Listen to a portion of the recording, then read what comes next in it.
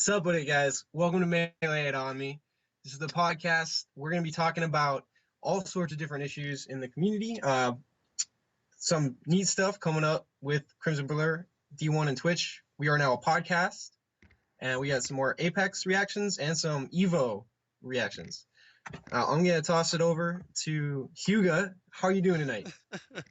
I'm doing great. I just had a visit with some people that are going to make some really good tools for the Smash community. I don't want to make too many details public at this point, but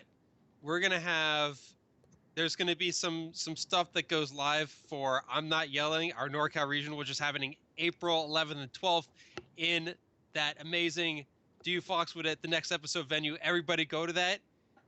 There's gonna be some great tools. It's going to be a great experience. You guys are going to love these guys. So I'm pumped. That's how I feel. Is it going to feature Drunk Shroomed on the commentary? Because with a tournament name like that, you kind of have to, right? Well, see, maybe day one, since, I'm presuming he's going to finish his pool. It's going to be fine. And then maybe something will happen. I don't know if there's alcohol allowed at the venue, though. But we'll try to make something happen. 11 p.m. on stream, day one. and the Melee Games NorCal Finals will be held at I'm Not Yelling. What two schools is that? What two schools that made it to that? We don't know yet. The bracket's still going. We don't know yet. Okay. Yeah, you can check that out, themelegames.challenge.com. We have all the brackets there. Nice. Sick with it. Sweet. Who's next? Awesome. Oh yeah, I don't even watch Drew's 15. Drew. Bane. Drew. Someone already did the honors. 15 months of Drews. Okay. I guess I'll go next. What's up, guys? I'm the Crimson Blur.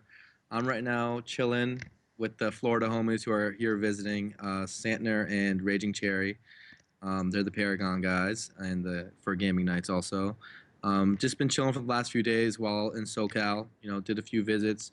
You guys probably saw me do my final stream with Ken. I'm gonna have a little going away party tomorrow. Last few days in SoCal, dude. It's gonna be really tough for me not to get emotional about this when it comes down to it. But it's gonna be a little cute. Make you cry. No, you can't do that. Not allowed. I'm gonna make you cry. So yeah, I'm enjoying the last couple of days in SoCal before I move up to NorCal for that new Twitch job that just got announced. If you guys haven't heard. I will be partnerships lead at Twitch for Smash Brothers.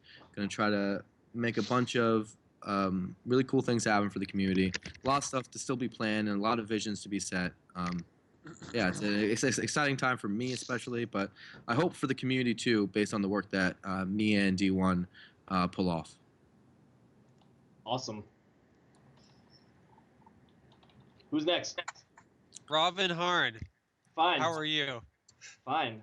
I'm doing okay. I got a busy week at work and an even busier weekend hosting my first Smash 4 tournament on Sunday. Ooh. So that I'm pretty excited for that. It's part of a charity event called Gamers for Giving in Ypsilanti, Michigan, right next to Ann Arbor. Y. The Big Y, indeed. Big Ipsy. Yeah, and they're basically a big esports annual event, and Smash 4 is making their debut. They got me on board, and all the equipment is taken care of. Pretty excited for that. Fantastic. That's me. And also, it's -5 here in Ann Arbor, Michigan, right now. Oh, let's see. I was walking around with my T-shirt in San Francisco earlier today. We're chilling at a good 12 right now. Feels like -18 degrees Fahrenheit, partly cloudy. That's rough. I plan my days around minimizing outside time this week. You should see have you seen what's happening with the tea around here? We can't get anywhere timely at all. In Boston, it's all screwed up. New England, All I feel messed for up, New England. That's like the one place that's consistently had it worse winter-wise than Michigan. Yeah. So I feel for I have 9-foot walls of snow in my driveway. Holy I crap. can't handle any more, at all. I had to go out today and still shovel. We can't do. That's it. No more. It's gonna get down to 47 tonight here. You motherfucker. I might have to close a window. Sorry for my language, but The high, Such the language. highest high in the last 2 weeks has been 31 in Michigan. That's the highest high. I have no idea what it's been around here. But I remember I went outside today when I was shoveling today. I remember it was just like a quick little thing. But I remember thinking to myself, I'm like, it's pretty nice out. It must have been like 15. Anyway, I'm not looking gamers- forward to the temperature change from SoCal to NorCal. It's get way out of here. No, wait. Get outta here. SoCal sucks. NorCal rules. okay. Doesn't NorCal Right. have better temperature? Okay. When I went to Genesis 2, I I was the think so. happiest I've ever been with that weather. Okay, well, Genesis 2, actually, we got amazingly lucky because it's usually like 20 degrees hotter in that part of the Bay Area. And I heard miraculously it went down to like 70 or 80 for that weekend. Yeah. Otherwise, you guys Yeah. would have been screwed. 'Cause Yeah, the it's Reds didn't usually have like AC. it's like 100 degrees in that part of the Bay Area often Oh man, Oh, in summer. jeez. Anywho, have we introduced trafficants yet? No, Daniels. that Daniel Lee. oh who's top? Tell us. Turn on tell your us. cam, Daniel. Wait, my cam's not on? No, scrub. Oh, okay. Whoops, that felt silly. All right, welcome back, Daniel. All right. Doing well. I got a Chic amiibo, which I was really excited about. Do you have it here to show it off? Yeah, let me grab it. Go get it, dude. Daniel has entered the amiibo black market. I think we've lost him. Dude, I'm trying to Yeah. fill out my desk with Martha amiibos at Twitch, and Of course you are. Of I get course you, hands on like 50. dude. I think the official Nintendo plural of amiibo is amiibo. Yeah, I don't think it's not Amiibo or something, is it? It's not. No, it's No. just amiibo. It's like a mass Amiibo, noun, like butter. Yeah, amiibo You know. sounds off, and amoebai, bleh. Yeah. I don't like it. I propose that it should be, like in French, there's those plurals that are like EAUX. So I think that's how we should spell it. Type it out in chat. Amiibo. Amiibo. Amiibo. Yeah, Amiibo. like that. AUX. I think that's good. That'd be good. And I am pitching a new show. It's called Zero to Hero. It's kind of I realized I stole the idea from Nikai without really knowing I stole it. But the premise is that I feel that match analysis streams are kind of like a hit and run effect on a player. Like they'll get some advice, but there's no follow-up on improvement. And I really want to just take one person and see how much I can improve his play in a span of 8 to 10 weeks. And we're going to go over concepts such as like stage control, making better decisions, and I think it'll be really good. So who's your training partner? It's going to be Atriarch from Twitch. Fantastic. That guy Love gets that guy. so much support. But Yeah. you know what that reminds me of? That reminds me of the old StarCraft show that Mr. Bitter ran. That was like, what was it like? Something Days with a Pro. It was a really good show where he paid pro players to coach him, and he would just do shows where they would coach him and he would stream it, and then people really liked it because they would learn a lot as he got better. And yeah, that reminds me of that. I think those kind of tutorial shows where you take one newer player, one experienced player, and you pair them up, I think that has a lot of potential. So are you starting this now? I'm going to be starting it on Monday, so it's going to be every week on this channel at 7 p.m. Pacific. Okay, that's great because it'll be, I think a year ago, like around the end of that will be like the first time I played him, I think. And I was 3-stalking him with my Captain Falcon. Oh, which, no. if you know me, Oh, like no. I've hit maybe 25% of my stomp knees. So it'll be interesting to see how it compares. He's still gonna have to work his way up the ladder. If he takes out my Captain Falcon, I'll throw the Ganondorf at him.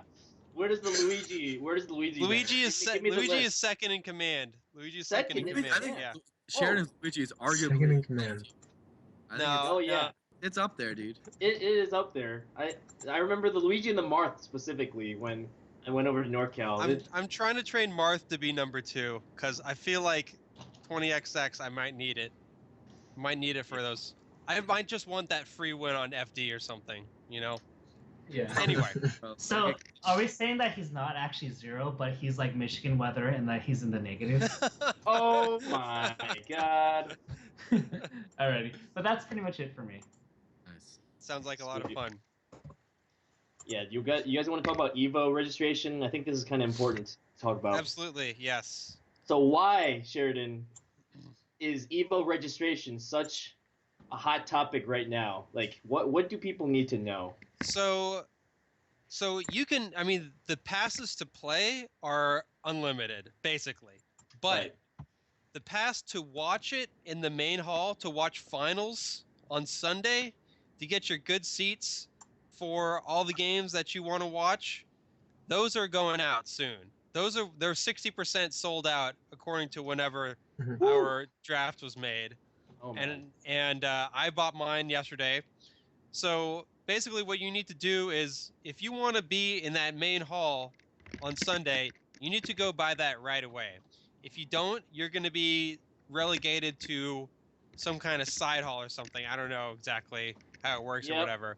But anyway, got to buy that stuff, or else you're going to be begging people trying to buy their pass to spectate on Sunday. It's not going to be beautiful for you. You know, Get on it. what I wish they would do? I wish they would do it based on per game.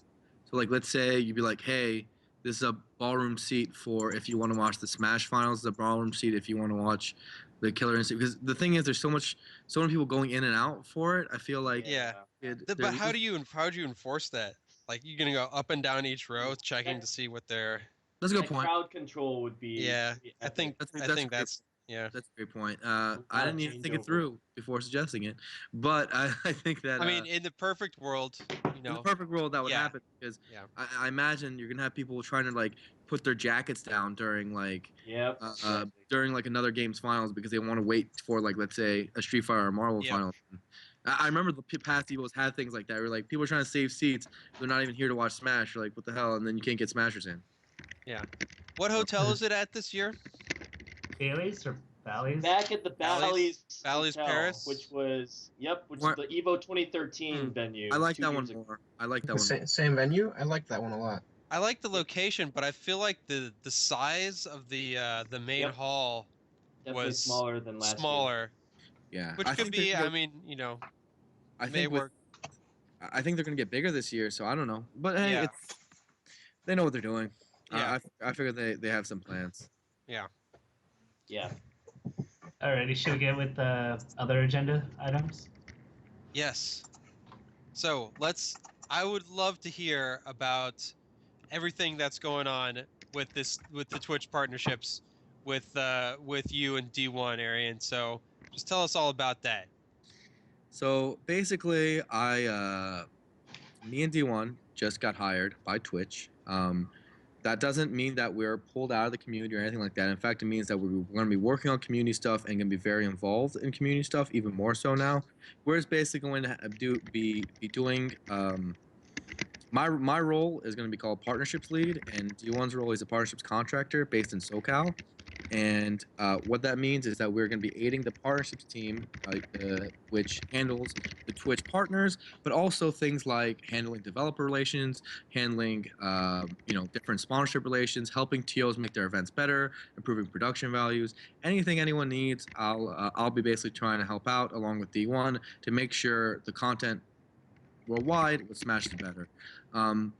Basically, the main point with this is that it gives me and D1 the ability to be full-time with Smash, dedicating our lives to making it better, which is kind of, we've been doing that, but it's been hard for us for the last few months. We have been doing it with me and Oxy on my own and D1 as a commentator, but it's been pretty hard for us. Now we have the Twitch portfolio and all these kind of resources and connections we can make through the esports world, where we can kind of make plays and make things happen. You might not see the effect of hires like this immediately, but basically it's going to happen a lot behind the scenes where we make deals, make plays to make big things happen, and it's basically empowering the guys that you guys already know, me and D1, along with whoever we ever bring on board to do things at other esports companies or at other avenues where we think are appropriate to do big things. And hopefully we're going to be rolling out some of those plans soon. But obviously my first day is this Monday, so very soon, and I'm really excited to go to work. That sounds awesome, dude, because I feel like one of the biggest things that it's something that a lot of TOs, have a hard time, myself included, kind of getting out and reaching for those sponsors and knowing where to go and who to contact for all that stuff. And even just that, like having greater access and knowing where to go, knowing like we can contact somebody at Twitch to help us out, that's going to be a huge boon that it's going to allow everybody's tournaments to grow. So I'm really looking forward to it. I want to basically be a liaison to use not only the contacts that I created at Oxy but also the contacts that Twitch has, my old, some of the people I know through the esports and just things like that. Bring that to more people. Share knowledge that I have and other organizers have. Put it all together into one pool of resources and use that for the greater good. I think one problem, and I've mentioned this before, that we're having consistently is that there's a lot of good-hearted people hosting mad events. And the reason that it's happening is because there's a culture among us of everyone wants to be a main TO more than an assistant TO, and not everyone's perfecting their craft. And the reason for that is because there's not a big knowledge sharing base for that craft, for how to be a good TO, how to make a good event, how to be a good producer, how to make a good stream. Those kind of things aren't incredibly well documented or incredibly well shared. And things like that, we want to connect people, basically talk to the direct content producers, talk to them directly, ask them what they want, see what ways we can support, and help in any ways we can wherever we see we're fit, and just grow the scene organically. Yeah, the sharing of resources, that's going to be huge. The fact that we have people working full time on Smash with Pool, that's the big thing. So I'm so excited for that. And a lot of people are giving us congratulations and stuff. And for me, I think of this as just the beginning. I don't want to get really congratulated until I get Smash to where I think it deserves to be. I think it's kind of where we are in the scene is a very unstable and tenuous relationship with our considering our popularity. Basically, we have the lowest prize pools, organization, all these things that comparative to our popularity that any game has. We're probably the 5th or 6th most popular esport already. The viewership numbers speaks for themselves, and the attendance speaks for itself. But we don't have the other stuff down, mostly because everyone's kind of doing their own thing, and a lot of people don't know what they're doing. And once we get that knowledge sharing out, and once we all start working together, finally, like we did at Apex, I think then that we can actually do big things. And of course, we're going to bring in more partners that are going to also help us along. The people that have a long and experienced, a long time in esports, and they have a lot of experience in it. They're going to help us get us through that process because they know what they're doing. So how long is your contract for, or are you there permanently? I'm there for a really. Okay. I don't know if I'm supposed to say like my contract details or stuff like that. I see. I'm All moving right. to Cal. I'm there for as long as I can be there. I'm going to try to work on this day and night and make Smash bigger. All right, dude. Awesome. Nice. Fantastic.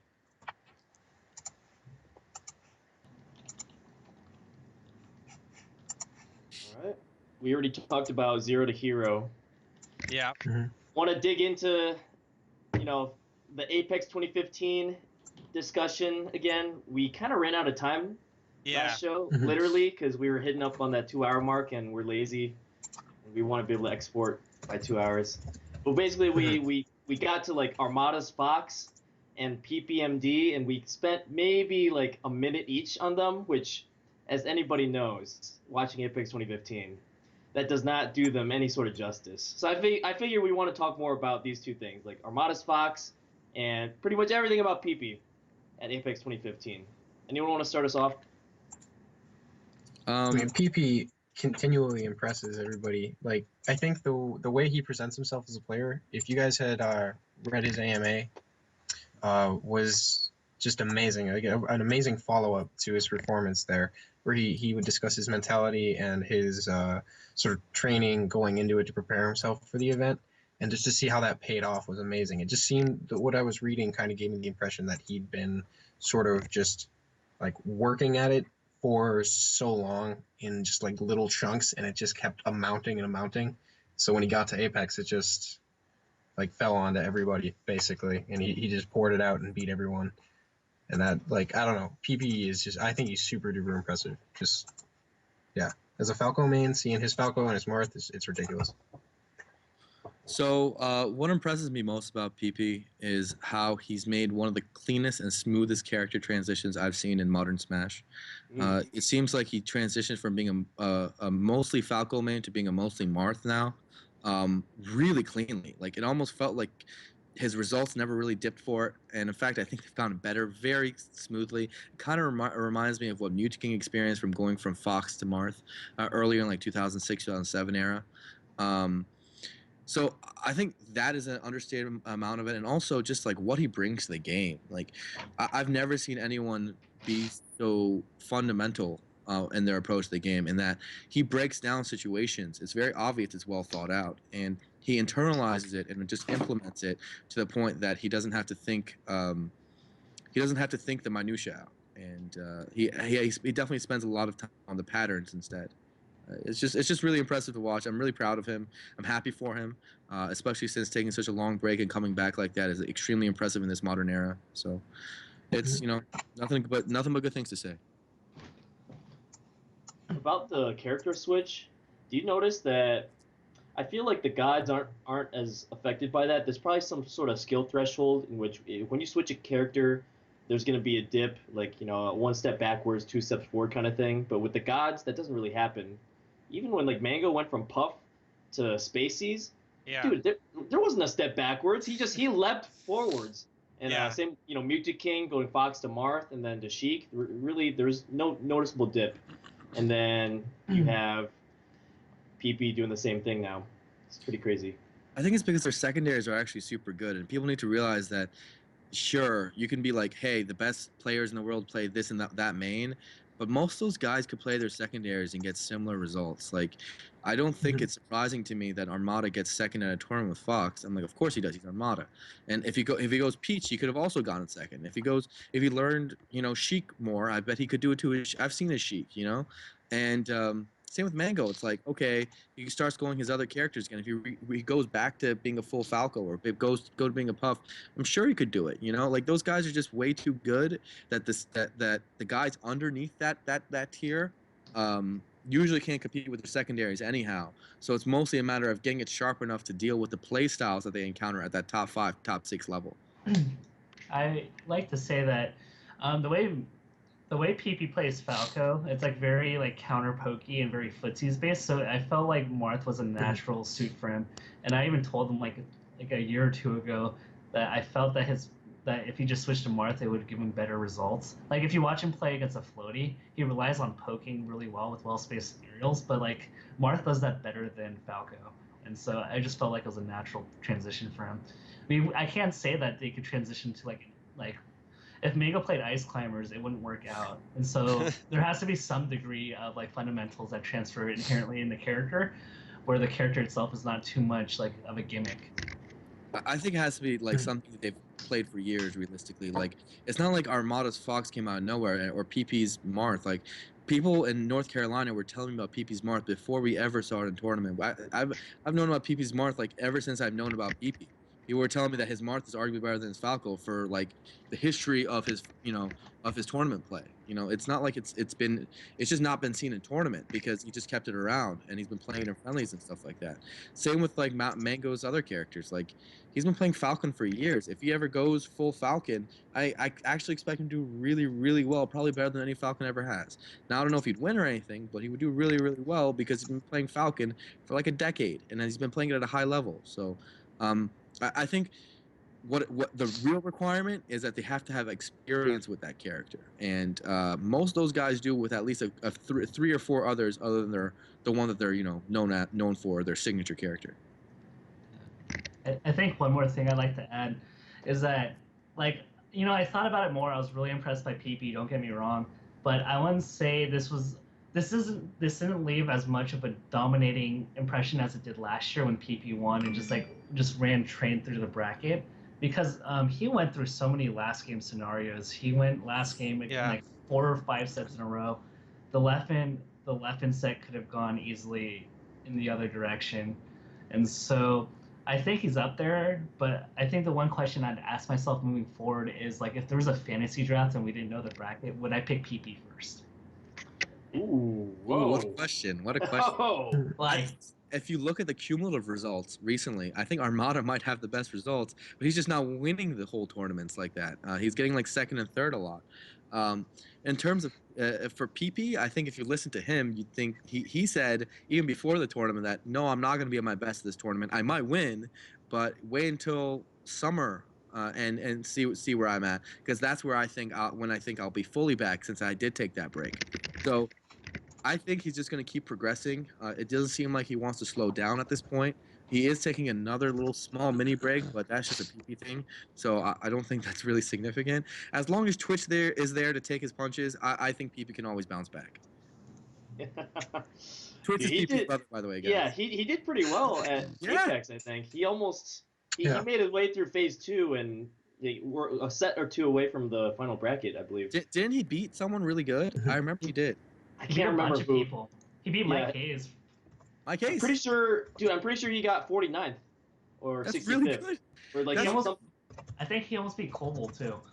Yeah. That's incredible. And Oxy, actually, I'm not that surprised. I mean, clearly he's had like some of the best DI in the world for the last few years, because he's really good at getting comboed. But he's also probably gained a lot of fundamental knowledge during that process, and he's finally getting old enough to have his mind be mature enough for the high level aspects of the game, pattern recognition, things like that usually take a little bit of maturity to get into. So I wouldn't be shocked at all if you saw guys like Twitch and now Android, which we saw pull in through the team sets, start really jumping up in those ladders, because I mean they have a god in their house. That's pretty good. Yeah, it's talk crazy. About Armada's Fox. Yeah, one thing I'd like to add about Twitch. So Twitch actually took him to last stock game. Twitch took Koval to last stock game 3. He beat BR Tarog, he beat Art, he beat Mike Hayes, and almost beat Koval. That's really good, guys. Yeah. That's like that's maybe the biggest up and comer. Like now, if I'm looking at this year, I'm like, hearing that's telling me he might be the big up and comer of this entire year. Damn it! I could have had Twitch with my last round draft pick in the fantasy draft, and I passed on it for Shippu, and that was a bust for me. Wow. Shippu? Oh, the Japanese player. Shippu was devastated after the Alex 19 loss, by the way. Dude, Arian, you told me the scouting report had Shippu over Alex 19. You lied to me. Whoa, you thought I would have picked Alex 19. Whoa. Okay, maybe I'm mixing you up with someone else. Someone said Alex would get wrecked. I pick Alex over like anyone. I think Alex is super underrated. Oh yeah, he's underrated. Yeah, I'm an Alex 19 fanboy. Yeah. Alex 19 is super good. Armada's Fox. Where do you see Armada's Fox evolving from here? Because how I see it is, he brought it out. This is the first time he's gone like extended time at a national tournament with Fox only, not just busting him out for one game to get spanked by Mango at Genesis. This is the first time he's stuck with them. Him at Paragon too.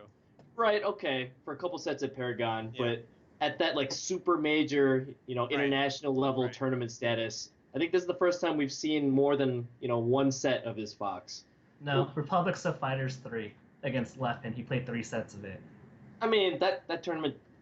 I mean that's another discussion. That's not an Apex level tournament. Is my point. What do you think of Armada's Fox? What's your reaction? Here's what I got out of Armada's Fox. First of all, he hits harder than like almost any Fox. His punish game is extremely, extremely good, and his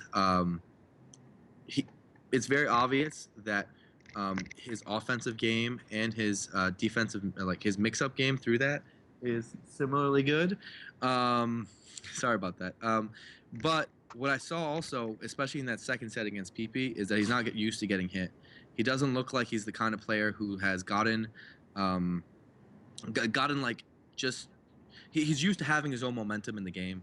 He's not used to being taken off kilter, probably because in Sweden his Fox doesn't get hit much. And I saw in that second set PP could turn the pace of the match, go much more aggressive, And I think right after I saw like even the first stock of game one in that second set, I had a feeling PP was going to win, simply because he completely changed his style. If you see the amount of like rising fares he does, the way he does the platform control, like he does a lot of hard reads on side platform against Armada's Fox in that second set, and that basically took away Armada's options of like running away from him when he's in the corner. He didn't really know what to do when he's in that situation. He has a ledge dash, but he sometimes ledge dashed into a shield and then just got grabbed. Like there was things that told me that he's not really used to being put into a high pressure situation as Fox yet. Maybe that'll take time, but I also think that him as a player and as a mind is really used to having a lot of hits, to taking a lot of hits like Peach, and then using that time and using that that vitality to get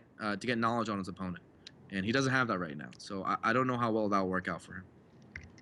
So what matchups do you think we're going to see the Fox for mostly? I think Fox Dittos was the big one. Against Puff was another one.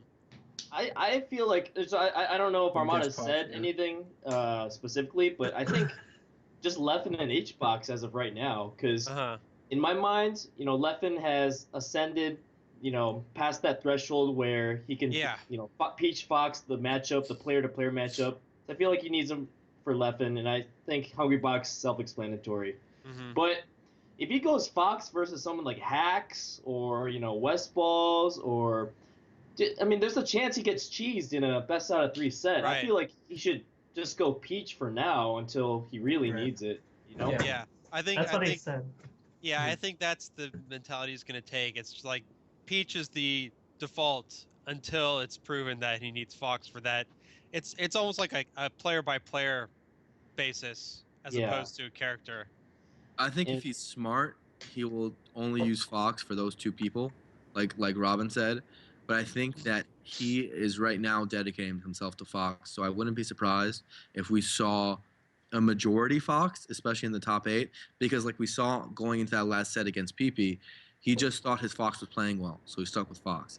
Whereas I thought that especially the second set, he needed to switch to Peach. Like almost immediately I was like, this Fox is not going to win. Like it's over, you know, just go back to Peach.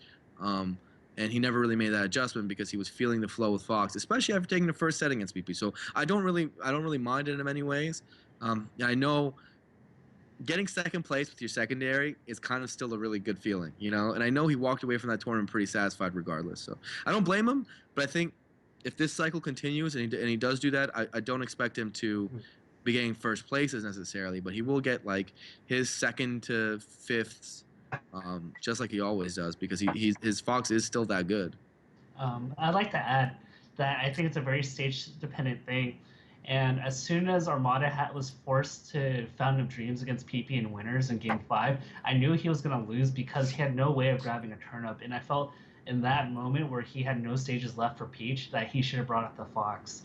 And one thing I'd like to add is that he switched to Fox against Mango on Yoshi's because I don't think he really likes playing Peach Fox against Mango on that stage. And so it forces Mango's hand because Mango absolutely hates Fox Dittos. So now I think Armada would prefer Fox versus Falco on Mango's counterpick as opposed to Peach Fox. And he 2-0'd him, so there you go. Yeah. Armada's had a kind of a mini crisis with stages with his Peach for a while. He doesn't know whether to go big stages or small stages against a lot of people. Where like you see against Mango, he's like, do I go big stage? But now Mango's lasering lately, you know, for the last like couple of years, and then or do I go a small stage where he doesn't have that ability, but I died like freaking 80, you know? So I haven't seen a consistent counterpick from him for a long time, and I think that has a lot to do with it.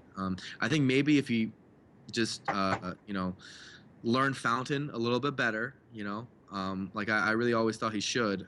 He'd have a lot more consistency there, but then again, Mango's always had a really positive record on Fountain against like everybody, so maybe that's not the answer either. So he just hasn't had a really strong counterpick, and maybe it's easier for him to be like, hey, I'm just gonna go Fox. Maybe Fox knows some people which can't grab. I'm pretty good at punishing there, and LFP, he can get a win there, and things like that will at least give him a strong counterpick, which everyone seems to have nowadays. Yeah. Here's what I'm wondering. So we've got a few of the top players being dual mains or almost dual mains. Are we going to see some double blind shenanigans Ooh. in the future. Yes. Yep, I think Yes, so. we should. Mhm. If they're smart, I don't think they Yeah. might not do it, but we should. We should see it. So I think it's we got to make sure we get all the TOs straight on their rules for how they do double blinds, because I've seen it messed up before and then it just screws over a person's surprise advantage. Yeah. Yep. Do you guys remember the classic double blinds of like H-Box Armada back in the day, where it's like Yes, I got Ness. it's actually a Wow. nest thing, puff peace It's triangle. Like, I'm gonna this doesn't make any or cover square. Young Link with my Ness counterpick. That's Yeah. just like the mind blown moment of Apex 2013. Talk about underwhelming. I can't think of a suitable movie analogy, but that was definitely like a tease. And yeah, and I think one thing, a storyline that was missed in Apex, and I think I said that on last show, is, man, HBox lost a huge opportunity here, man. I felt like HBox had a big chance to win an Apex here. He just came off Paragon, had PP, Right. not in practice, Armada going different characters, Mango, Apex Mango, like, Apex Mango. Yujikin got ninth, like, I think that means if there's any Yeah. tournament Xbox could have won, it's this one, and he just Yeah. kind of flunk out. And I was like, I think really- I think the bracket, I forget who made the point during the Paragon bracket, but somebody said like whoever comes out of this half of the bracket is going to win the tournament, and I think it was Robin. It was like I like to Hungry take credit Box- for both of those. Yeah, Paragon, so- I said whoever comes out of the Armada HBox semis is going to take the tournament. yeah. Apex, I said whoever's going to come out of the PP Armada semis is going to take the tournament. Thank you very much. Well, congratulations. Shout outs to Michigan for losing 9 out of 10 side bets against me in top 8. Go on, Jeez. Sheridan.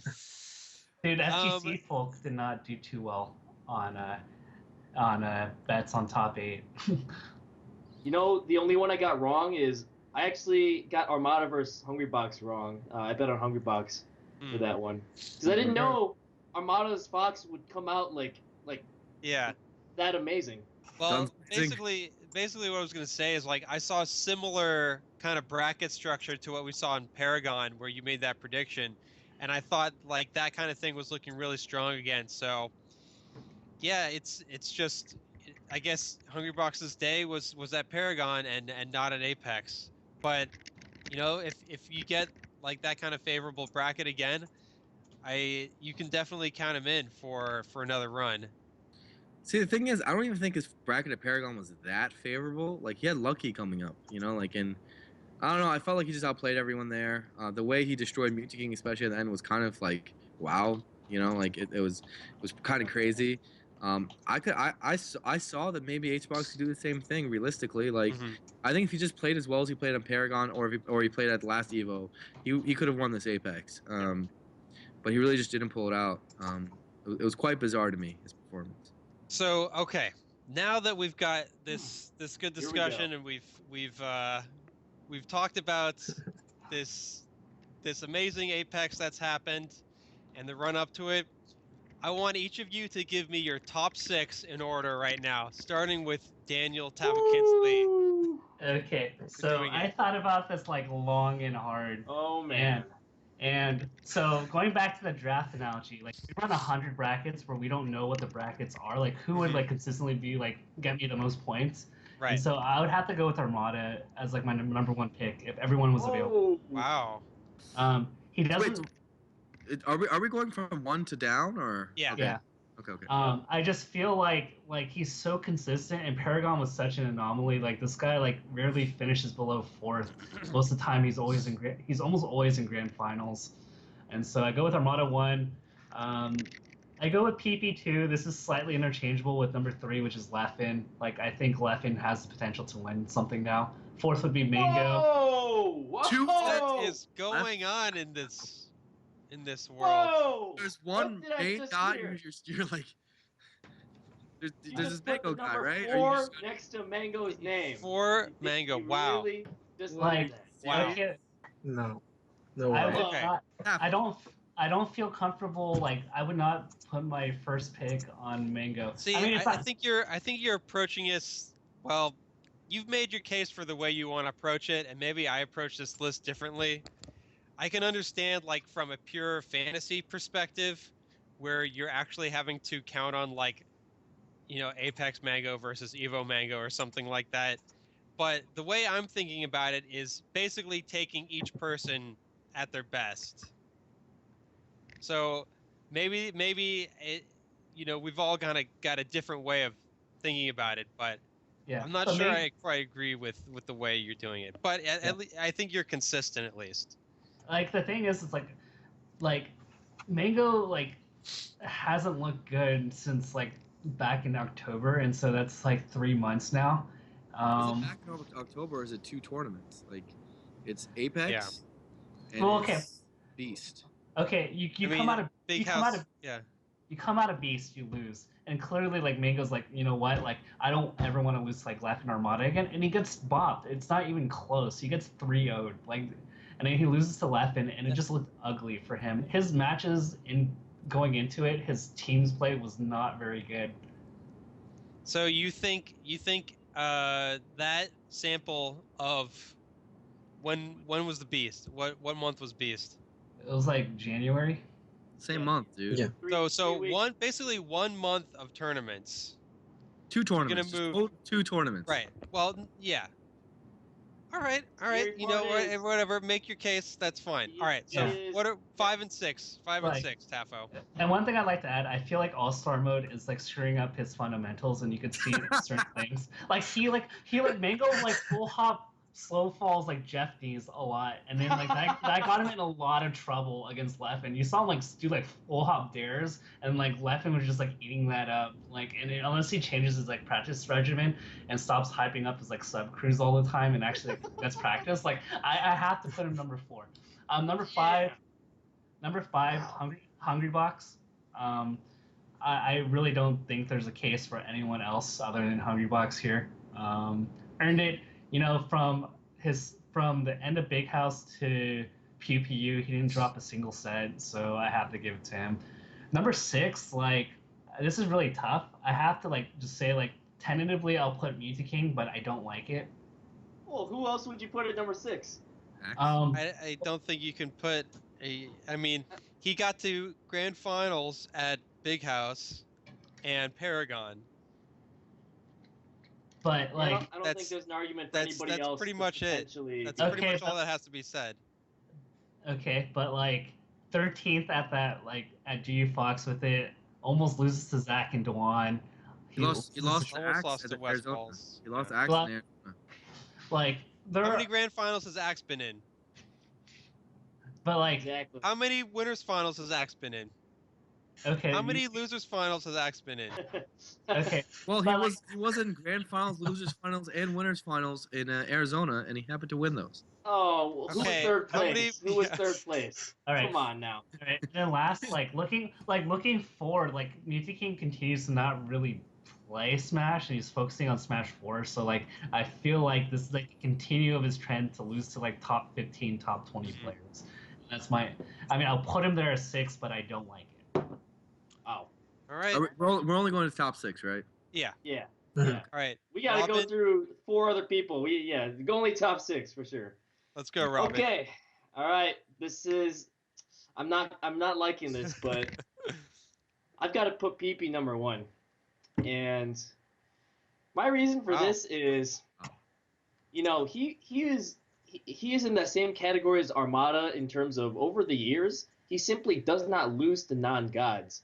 Like assuming Leffen is a god now, PP he doesn't lose. He's gonna get top 6 at a tournament, and within the top 6, I'm just looking at the individual matchups. He has excellent matchups versus M2K. He's been good against Leffen. HBox has a winning record against. It's really Mango and Armada that are question marks, and look at what happened against Armada at Apex. So I'm gonna go with PP number 1, just with the Marth in his back pocket. Like, I feel like he's on a path in 2015 that we shall be scared of. I think I'm gonna go with Mango number 2. I think 2 tournaments is not enough, even though he's 0-4 versus gods this year. I'm looking for Summer Mango because he always shows up. All right, Armada number 3, just because I think his Fox is going to get, studied by the other top players after Apex, and people always say, okay, Armada's Fox, it's unstoppable now. He's gonna do big things. Well, the other top players get a chance to face him too. Like, it's not just Armada in a vacuum adapting to the top players. It's the top players also counter adapting. So I'm not quite sold yet. I'm gonna have to see another national with Armada's Fox. All right. 4, Leffen by default. I just think he's not quite at the level of the top 3, and I think he's currently above HBox and M2K. I agree with Daniel. I think HBox is number 5, even though there's a slight flameout risk with like opponents like Leffen, even like Cobol and Silent Wolf. I could see it in hacks. I could see some potential upsets there at nationals, but I'm gonna let that slide because I still think he has more of a threat to win a national straight up than M2K right now, because I'm gonna put M2K 6th. I just don't see it. I don't see the fire. He's like the anti-Leffen. Leffen is like shooting up. He's just blazing his path to melee godhood. He's got the fire. M2K is literally the opposite. I just don't see it with him right now. I'm putting him 6th. All right. I guess I'll go next. Oh, okay. All right. Well, mine's like actually the same as Robin's, except I have Mango first and I have PP second. Oh! Everything else was the Do you same. know what Mango's record is against gods in 2015? 2 tournaments. 2 tournaments. You're right, but there's a big fat 0 in the win column there. I'm a little bit concerned. I'm not gonna lie. A little concerned. I'm not. I'm just saying, like, I think he's got the 3-peat for Evo. Like, Mango at his top. Mango at his best. That's it. Number 1. Can't I argue don't think with anybody's got it over him. Mm-hmm. I think, yeah, you're looking at more like potential than the empirical 2015 data so far, which would put him at like number 6. Yeah, right. No, there's definitely a balance. All right, and the rest is the same as mine. The rest is this. Well, PP second, and then Armada 11, HBox, M2K. Yeah. I see. Arian? Okay, so all right, let's see. So number 1, I have Mango, and I know the reason why it is that is because I don't think Hell yeah. Beast because okay, there's a little bias. I think Beast and Where's your Mango sweater? Where is it? Put it on right now. Guys, You might as well put it on. Come on. I'm doing this objectively. I'm doing this objectively, obviously, right? So that has nothing to do with the fact that I'm hanging out with Mango tomorrow. So yes. He's gonna watch it. He's just gonna see you tomorrow and be like, yeah. So I have. I don't think Beast was in PAL, and yes, I'm making these rankings at NTSC, and I think that he's not used to that long distance travel yet, and I'm just gonna. You know what? It was one bad tournament. That's the one tournament of the 2 that he did badly that I could point out and be like, okay, you can criticize him more for Beast than I think Apex. Apex, I'm just gonna say this. I legitimately don't think that's a good indication of Mango's skill. I was watching those sets. That might as well not have been Mango up there. That could have been any other top player who happened to have been given his bracket and who just dropped into that top 8. Because he's gonna get a good bracket, right? It just didn't. It just looked horrible. You saw it in teams. Like teams also showed it. Him and Lucky got destroyed. They lost to Chew and Chillin. Like it was nothing. Ooh, like yeah. they definitely and knowing what their night was before that final day of Apex, they did not prepare. You can count that as part of their skill if you want to. But I know that Mango just doesn't place a lot of importance in Apex. Hate or love it, that's just the truth. And I don't think it's a very good indication of his skill. We saw all of last year, and I think it's inarguable. Last year was one of the most dominant years in Mango's career. Like he won like everything, especially after PP stopped playing. He just went on a rampage, and so I've got to put him as number 1. Number 2, I'm actually going to pick PPMD. The main reason is because, like I said, I have a lot of worries about Armada's change of characters and character crisis. And I also expect if PP plays Armada again, I expect full PP control, PPMD, like to win that. I would really love to see a good prime Mango, like Mango and try hard mode versus PPMD right now, because I think that is a question mark of who's better between the two right now. Seeing a good Marth versus Fox set would just be out of control. Everyone would want to see that. That sounds who doesn't want that? I'm foaming at the mouth. Foaming in the that. mouth. Oh.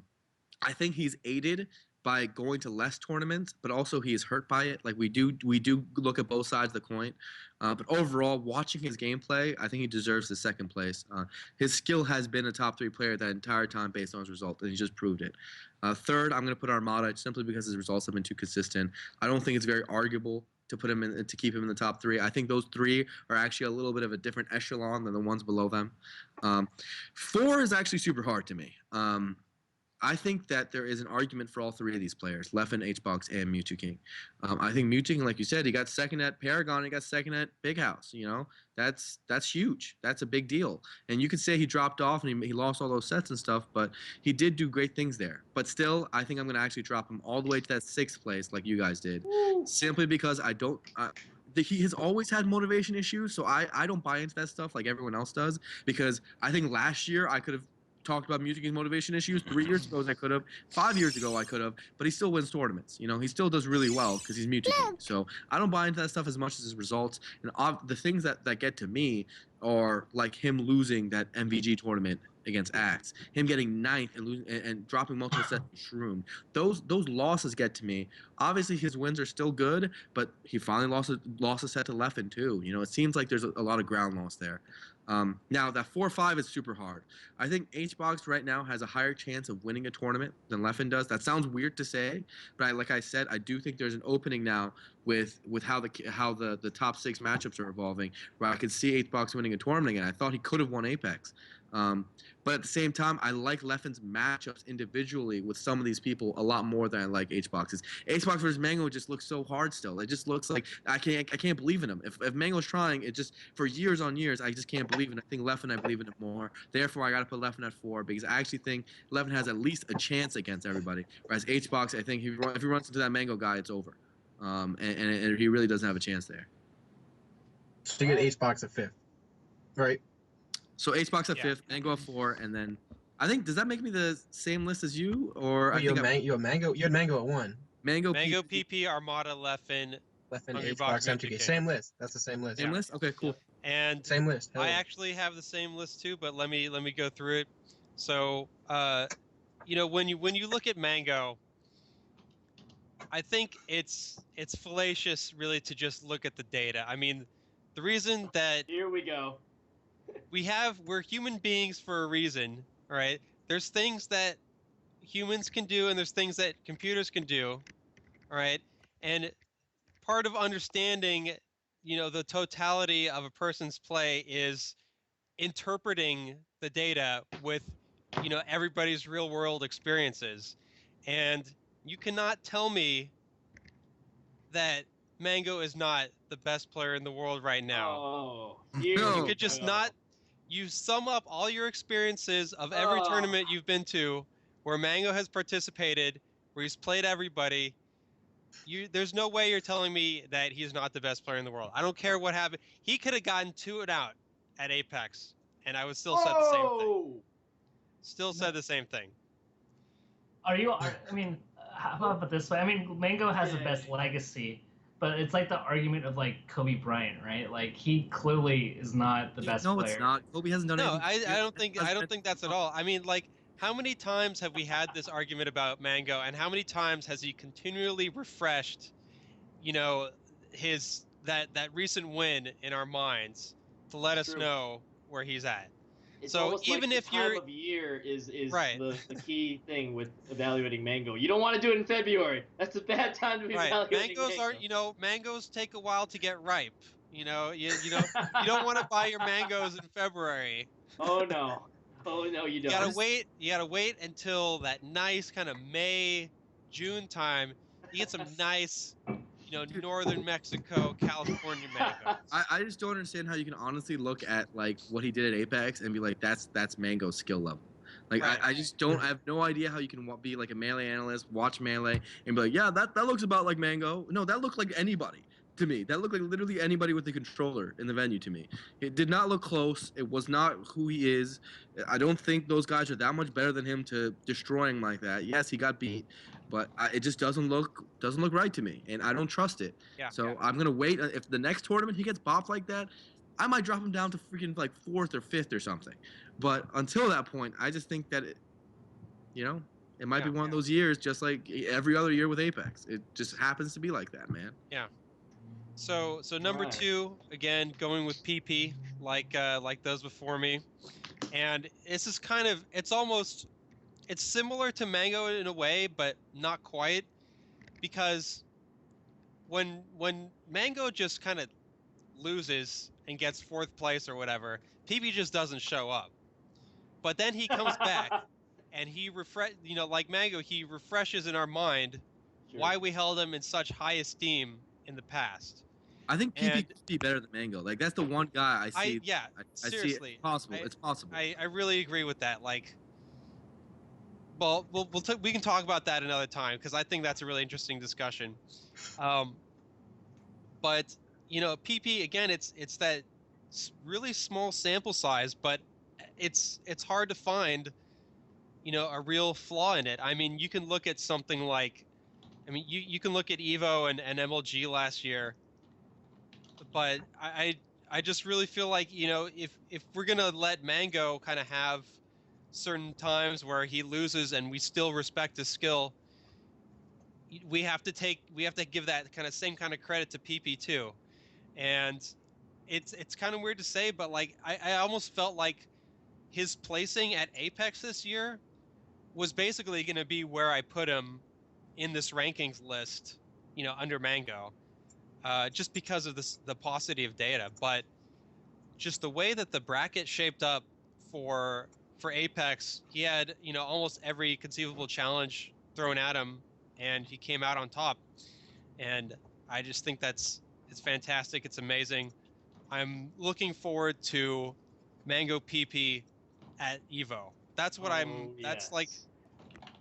what I've had in my mind since basically the end of Apex. We need a Mango. That's what I really want. Really, really resolve, because I think that's been in my mind since Kings of Cali won in 2012. Okay, we have not had a Mango versus PP Grand Finals, ladies and gentlemen, since 2012. We are overdue. Please let it happen this year. And let's not forget that Mango's old Twitch name was I Destroy PP69. Yeah. Oh my god. So is he gonna live up to that? That's what I wonder. All right, so number 3, Armada. This was also really hard for me. This was also one where I almost felt like I was just gonna look at his Apex placing and put him down wherever he got, because I really thought that, his losses aren't like Mango losses. He takes those to heart, and you can see in the way he's trained. He's trained up his Fox to handle these matchups that he's had trouble with in the past, and I was really ready to. He was losing to Leffen consistently. Hungry Box was a huge maybe.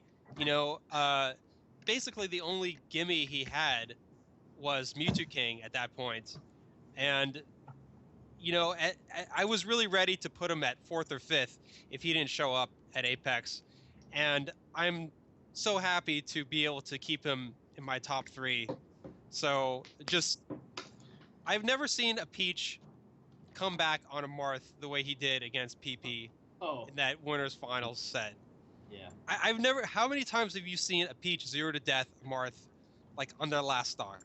Well, game 1 of every Armada M2K set from 2009 to 2012. Okay, well,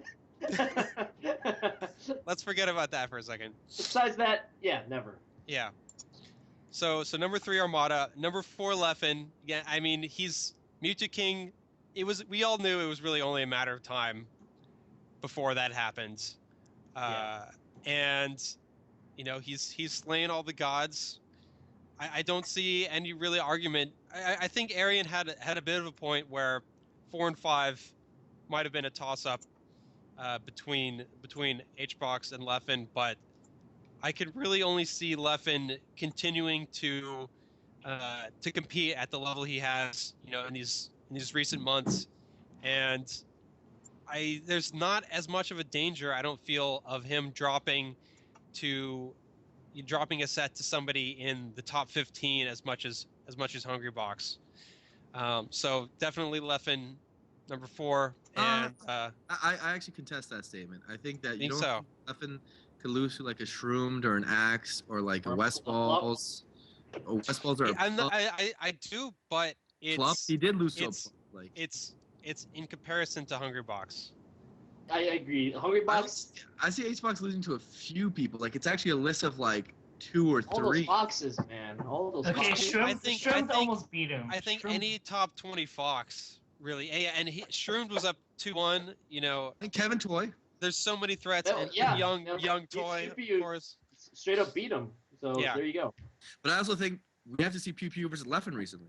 Like couldn't Pew Pew do that right now? Like he's doing really well. I think he Maybe. could. Yeah, I think so, but it remains to be seen. I think it's a long list. All for the 4 to 6 guys, they can actually lose to like a ton of those guys below them. Yeah. So a lot of people now.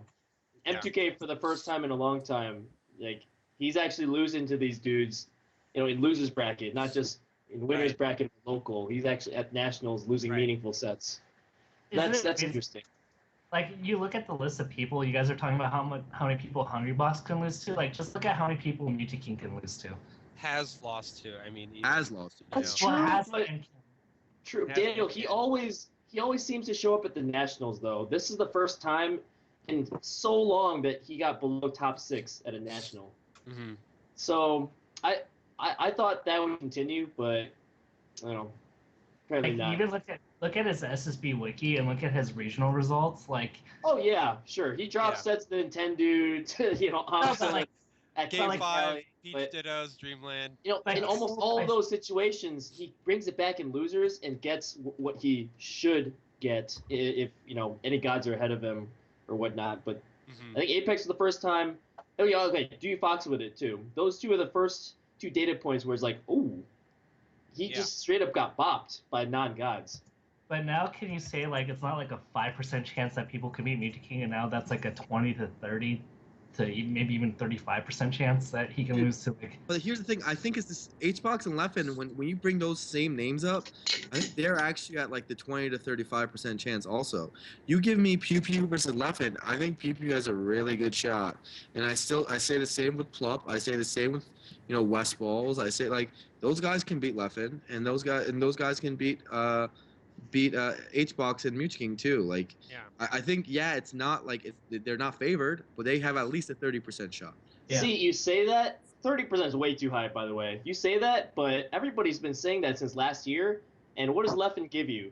He gives you 5th at MLG, 3rd at Big House, 3rd at Paragon, 3rd at Apex, 3rd at Apex. What more can you ask of the guy? Like, sure, fine, he lost a Plup, in winners bracket at Paragon, but besides that, his record is pretty much spotless. I don't think he's had the brackets against the people I want to see him face, to be honest. And that's not his fault. But I think that the guys I really want to see him face are Westballs, Pew Pew, Flop. Those are three big question marks. Wait a minute.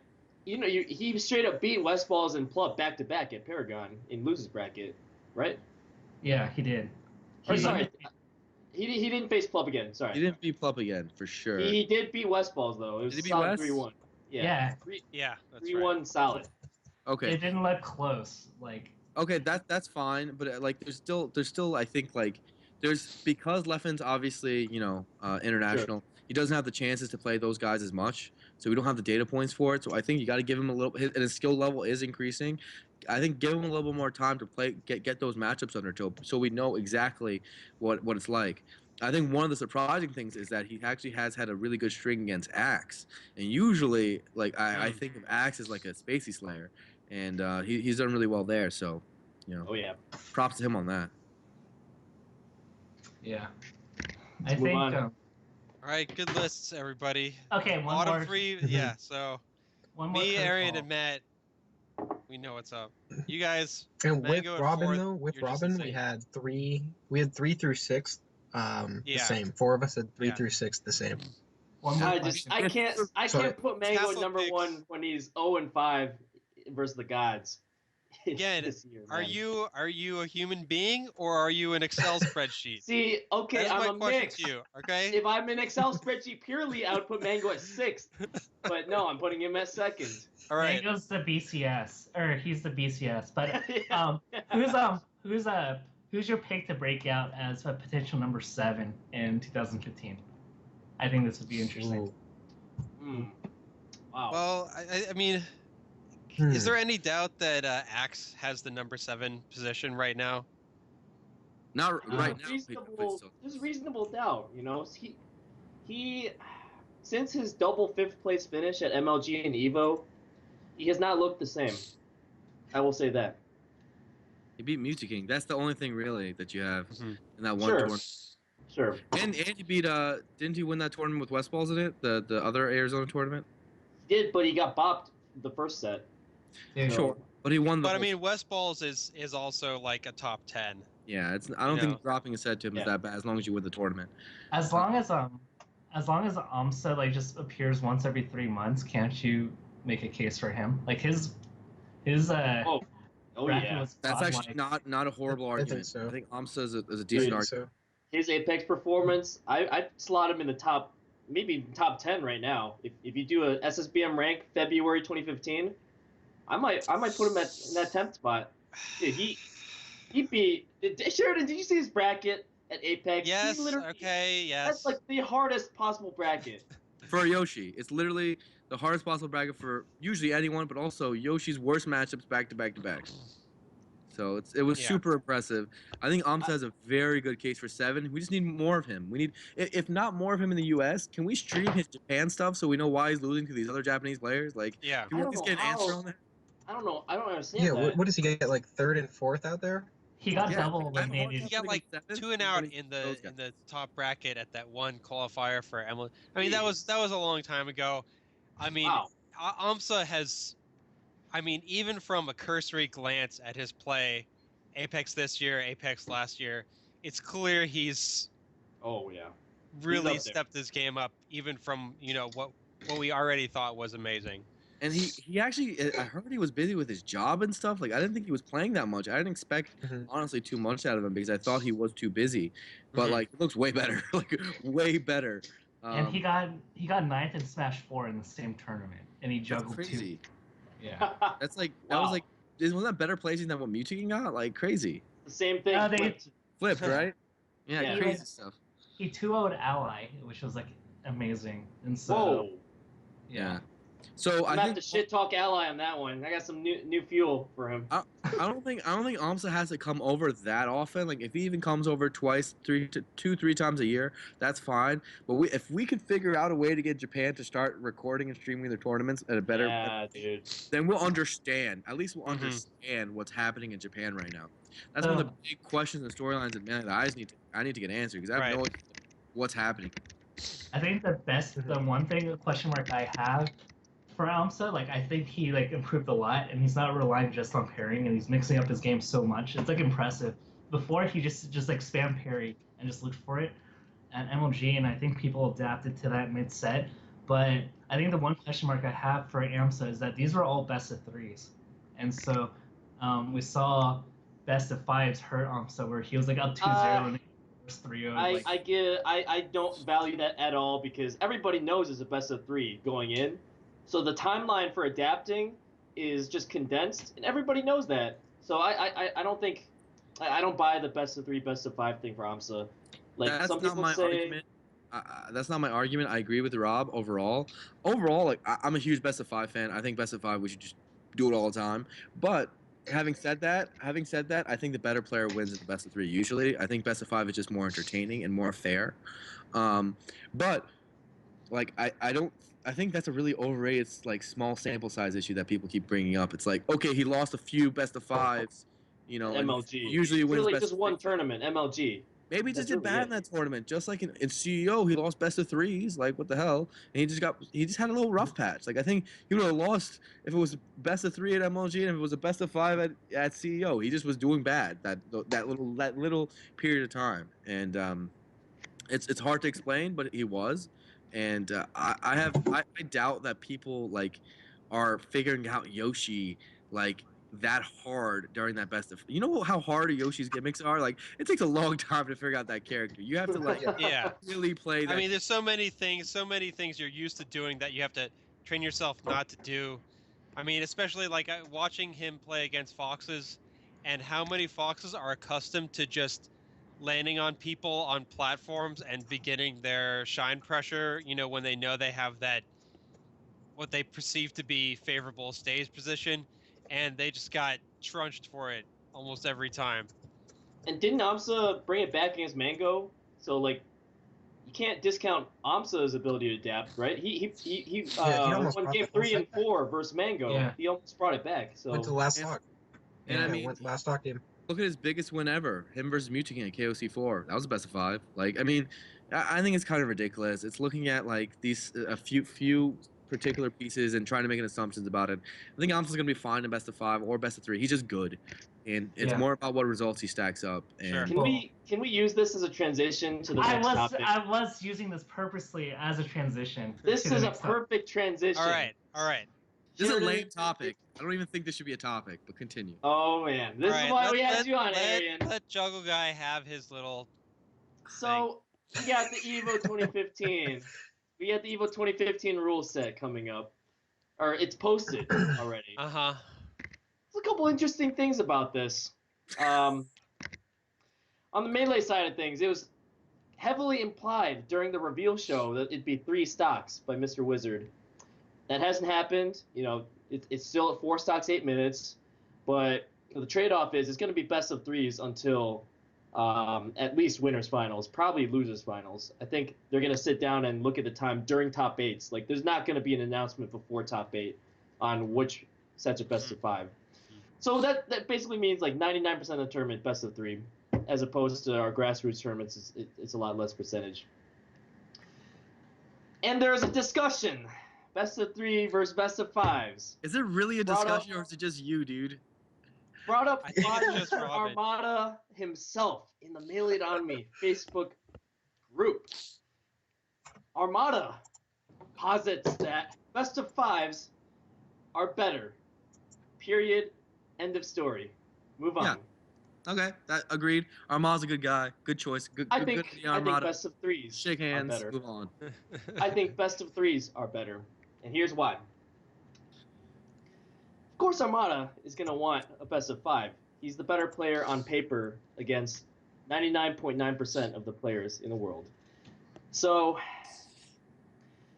here's the question. So you're Do saying you want the better player on paper to win every single set that is imaginable in a tournament? Because if you do, then why are you playing the tournament? Just give Okay, it let's SSPM rank, break that down. first, Let's second break place. that down first. yeah, Not yeah. the trophy. Okay. Like, can I break down the first point of accusing Armada of wanting this or wanting that? First of all, okay, so most of his sets currently against the people he could potentially lose to are already best of 5. Do you really think he's afraid enough of like Wizrobe in round 2 that he's like, gotta make that a best of 5? I don't want to get upset. Are you kidding? Right, He's Armada. yeah. Like, Wizrobe is afraid of him, son. What are you talking about? I'm No. not saying Armada's afraid, but of course, intuitively, it would make sense that he would, like, if you gave him the option, like, if No, he had he's- unlimited time, he want a best of 99, dude. If you had unlimited time at a tournament, I like, think because I he's think never what gonna it get is- upset there. I think what it is that he's run tournaments and he's been in Europe long enough to have seen what best of 5 tournaments feel and look like, and he's gone to the Kings of Cali series too, Oh, which here is we go. always top Here 32 minimum best of 5, may I add. Go. And he's seen that it doesn't really add that much time. It doesn't, because you've been there, Rob, and it doesn't. It really does not. You're- You guys have, except for MDZ, all well, been there. well, It doesn't add much time. Let me It tell you really why doesn't. best of 3s are good. Let's You're gonna make the stream argument? How sad is that? We're ruining the competitive I'm not integrity making of the game this- for I'm that. not making the stream. Talk Part of about it, custom it is not move. all of it. It's about who plays better during this set. Whoever plays better during this set deserves to move on. The winner of any set in Melee history is the one who deserved to win, because they both knew going in this is the amount of time I have to adapt, and it's a best of 3 or it's a best of 5. Okay, Boom. one stock best of one, bro. Let's go. Like, what are you talking about, dude? Like, it's That's most fine. mostly not As getting long most as it's data, that's communicated most of time. beforehand, it's fair game. So best of 3s, they are healthy for the community. There are upsets. There's spectating potential. The better player on paper doesn't always win, and that is healthier for the community. Spectatorship, it is a part of the game now, no matter if we like it or not. I don't think it's healthy for the See, community. but I think not to always win. Best of 3s I mean, are good. all these I think people best need to of get 3 better. sets, all these places where the upsets could happen, those are already best of 3 sets.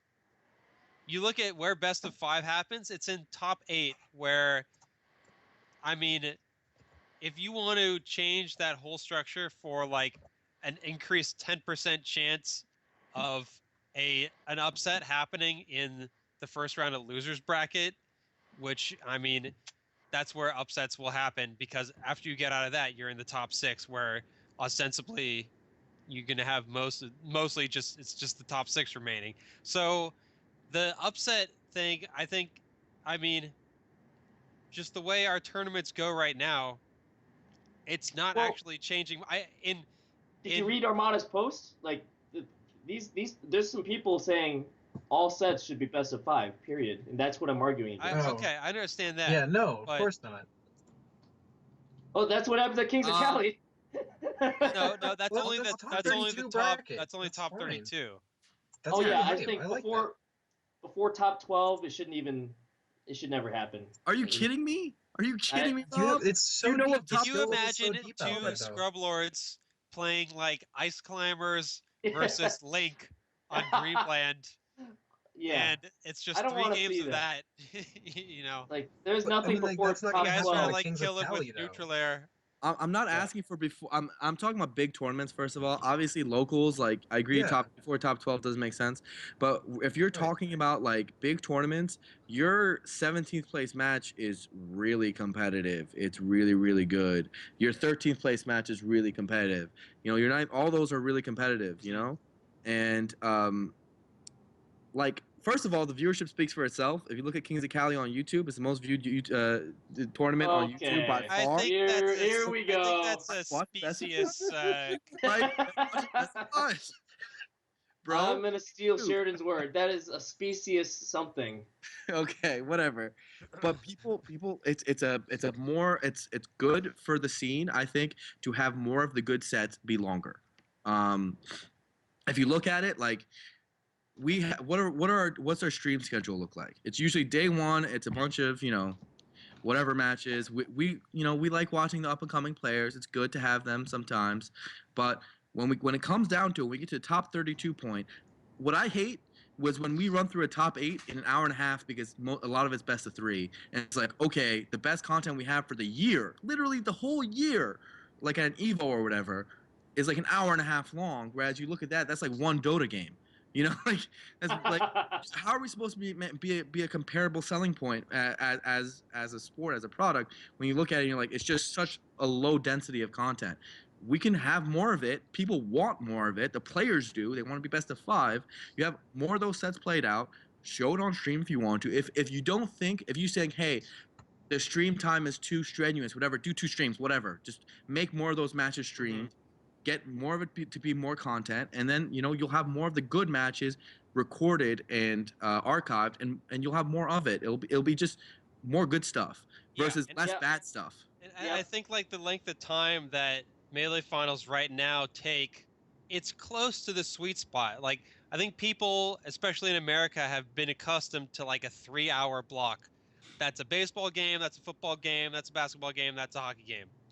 That's a little bit shorter than what top 8 takes. Yeah. Do you know how long the best of 5 of Leffen versus Mango at Apex 2013 was? It's like 9 minutes. As a best of 5 is 9 minutes sometimes, man. Like you're acting like this is so long. Like no, best of 5. How long was that set between? Was it a best of 5 between the Moon and Hungry Box at that one tournament early in 2014? Yeah, it was like a 6-minute 3-0 or something. Yeah, like Dude, Melee overall, like, sure, there's the big variables like Armada versus HBox, but Melee overall really trends as like one of the fastest games. Mhm. Okay, Like, it was less than 6 minutes. And if you look at early brackets, like at a Kings of Cali, like their vast majority, like the top Yeah. 32, we're usually adding just one game because they're always 3-0s. I've had tournaments where I'm still announcing the matches for the top 32, and then J666 came back to me literally while I'm still announcing the matches and said he's done with his best of 5 because he just beat Cool Kid 3-0. It was just that fast. He just beat him in like less than like 5 minutes. It was incredible. It was like a speed run. And I see that a lot because the first round of a best of 5 top 32, for example, is so short still. It doesn't matter because everyone 3-0s. And then the second round is usually a 3-0 too. And it's and you see that throughout. Now you could say, hey, what about why make it a best of 5 if those guys would 2-0 anyways? Well, it's because there's still that like the middle seeds, the 16 and 17 that play each other, that sometimes goes to 5 games. And I like when those sets go 5 games because that's the one we put on stream and be like, that's going to be a good set. Let's see it go and be competitive. You know, that's what I want to see out of it. But here's like the flip side. Like you get those, like, what if, Fox is dominating our meta, and it's very fortunate that to time's sake that's kind of happening. But we have cases where like it was like Hungry Box versus Armada, and literally the sets take half an hour. Like, sure. But I mean, like, you can't have a 3.5-hour top 8 at Evo. Like, you just can't have it. That's the other is thing. the problem right now in the modern game? Is that It is because Evo has 2-hour chunks for top 8s, and you have to be analogous to the other top 8s. The other option is to not be at Evo, and I don't want that. I want but I all mean, best of 3 at historically, Evo top 8. That's what I want. how late did we start Evo 2013 because Kof ran late? 30 Not minutes. that I had a problem. I mean, I enjoyed watching Kof, but it wasn't started that like bad. almost Our an hour top late. 8, our top 8 still went way over time. So, Okay, and that's with half of top 8 being best of 5. Whatever. That's not Evil's even Right. all Evil's top make 8. their cuts and do whatever the hell they want. They can do 3 stocks, they can do whatever. I'm not gonna support it. What I'm saying is, for me, when I'm talking about making good content for Smash tournaments, I'm gonna promote best of 5 every time because it makes better sets, more competitive sets. It makes better content. It gives us, when we fly people out, I want to have them on for more than 9 minutes. We have, like, I always bring up the point of Leffen for the Evo that he lost to Silent Wolf. He had one stream set. People paid like $1,400 to see Leffen at Evo. Oh, He had one you stream know I set. agree with that. People had paid one stream for set. shiz to go to that tournament, and he had no stream time. He had one stream set against Yeah. Silent It's Wolf. moronic. He had a best of 3 against Silent Wolf on stream. That's the only stream set that $1,400 got us, and that's all we got out of it. And he got 9th. It's like, okay, great, sure, I would love to see Leffen in that tournament. That's a whole Can we different have a topic. best of 5 for Silent Wolf versus Leffen? Because that sounds hype to me, and we don't see Leffen in the States that often. Well, that's a different topic. That's like, you shouldn't. Evo's the last tournament you should fund someone's vacation to, because it's not run by the grassroots TOs who have the stream considerations in mind.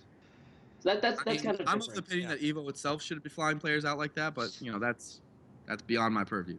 Well, I don't know. People just have money. PPU got like another $2,000 grand donation. $2,000 donation. Boy, 2,000? I thought it was 100. Like, 2,000. Kevin just did? Yeah, he got another $2,000. Yeah, 2,000 today. Holy Boys, we need to start streaming. jeez. Boys. Yeah. Well, Kevin Smash. is an amazing human being, so Yeah, but he got a 2,000 and a 1,000 last week too. wow. Whoa. Balling hard. On That's hard. that, that's Oh my that God. Which that's bucks? that Melee It On Me alumni status. The You bump. know? Exactly, That's- dude. Semi-one bump. If you want to join Melee, Maybe I on should me. maybe I should ditch you guys But- and start seeing sponsors. He's also proving that he can just be sponsored by like his stream monsters, Yeah. Pew University Stream Monsters. That's his sponsor. All I right. want to So talk how, about Smash yes. 4. just this. Well, What do you want to talk about I here? want to. So I have a bet. Oh with- yes. So $20 with Scrub Guy, and $100 with the Crimson Buster. They believe that Evo will renege on their customs requirement for the Smash 4 tournament. I think they're gonna keep it legit. I think they're gonna stay. They're gonna stay customs all the way. And that's what this bet is about. And Mhm. I think it can be done. It should be done. It will be done. Oh. It must be done. Oh. Okay, so And before it'll we be talk done. anything about custom moves, let's do a point of education for everybody that for whatever reason, and I mean for whatever reason, in the age of it's the age of computers right now, this right here, this has all of human understanding in the palm of my hands. We can't transfer custom moves from one Wii U to another. This is the world we live in. It's 2015. If you have custom moves unlocked on one Wii U, you have to unlock it on another one. There's no real good way of doing it. There's a few posts like talking about easier ways to do it. You can see, check them out on Smashboards, but overall, it's a really arduous and hard process. And that's actually the thing that's stopping it more than anything else. Like personally, Yes, that's I would true. love to see it. I actually think like it could be cool. I don't know yet. I don't even know if it's broken or not, but I would love to try it out. But I legitimately factually can't. So it's like it's not even a question for me. And I think maybe the Evo staff doesn't realize how hard that is because right now all those setups, whether 32 or 64 or however many they need, I don't know if there's a repository of 32 or 64 Wii's that have all the custom moves unlocked anywhere in the world right now. So I don't know where they're gonna get that. If they plan on taking a bunch of Smashes, putting them into a little factory of custom move generation, if that's what they want to do, whatever the You case, should have seen Apex unlocking all the characters. that's not available right now. So Yeah. I don't see it. I'm Where's gonna be the honest. cheap labor at? I think maybe they just don't know, unless Nintendo has some Yeah. system that like I that they have think told us. they're gonna just find an easy way to do it. I can't imagine there not being a Well, there's a simple thing you hack can to do with the this. 3DS, right? It's been 3 months. I There's know gotta be, there's something you can do with the 3DS. I knew you could transfer. You could transfer your.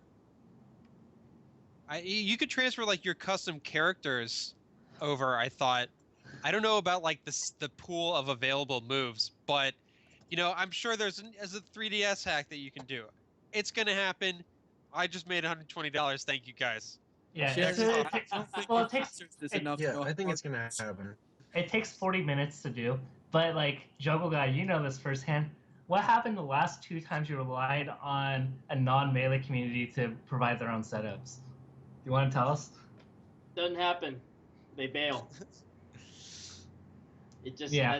that's just Smasher culture. Melee brings setups. The Well, other games don't. That's okay, that's but the whole cold hard happened? truth.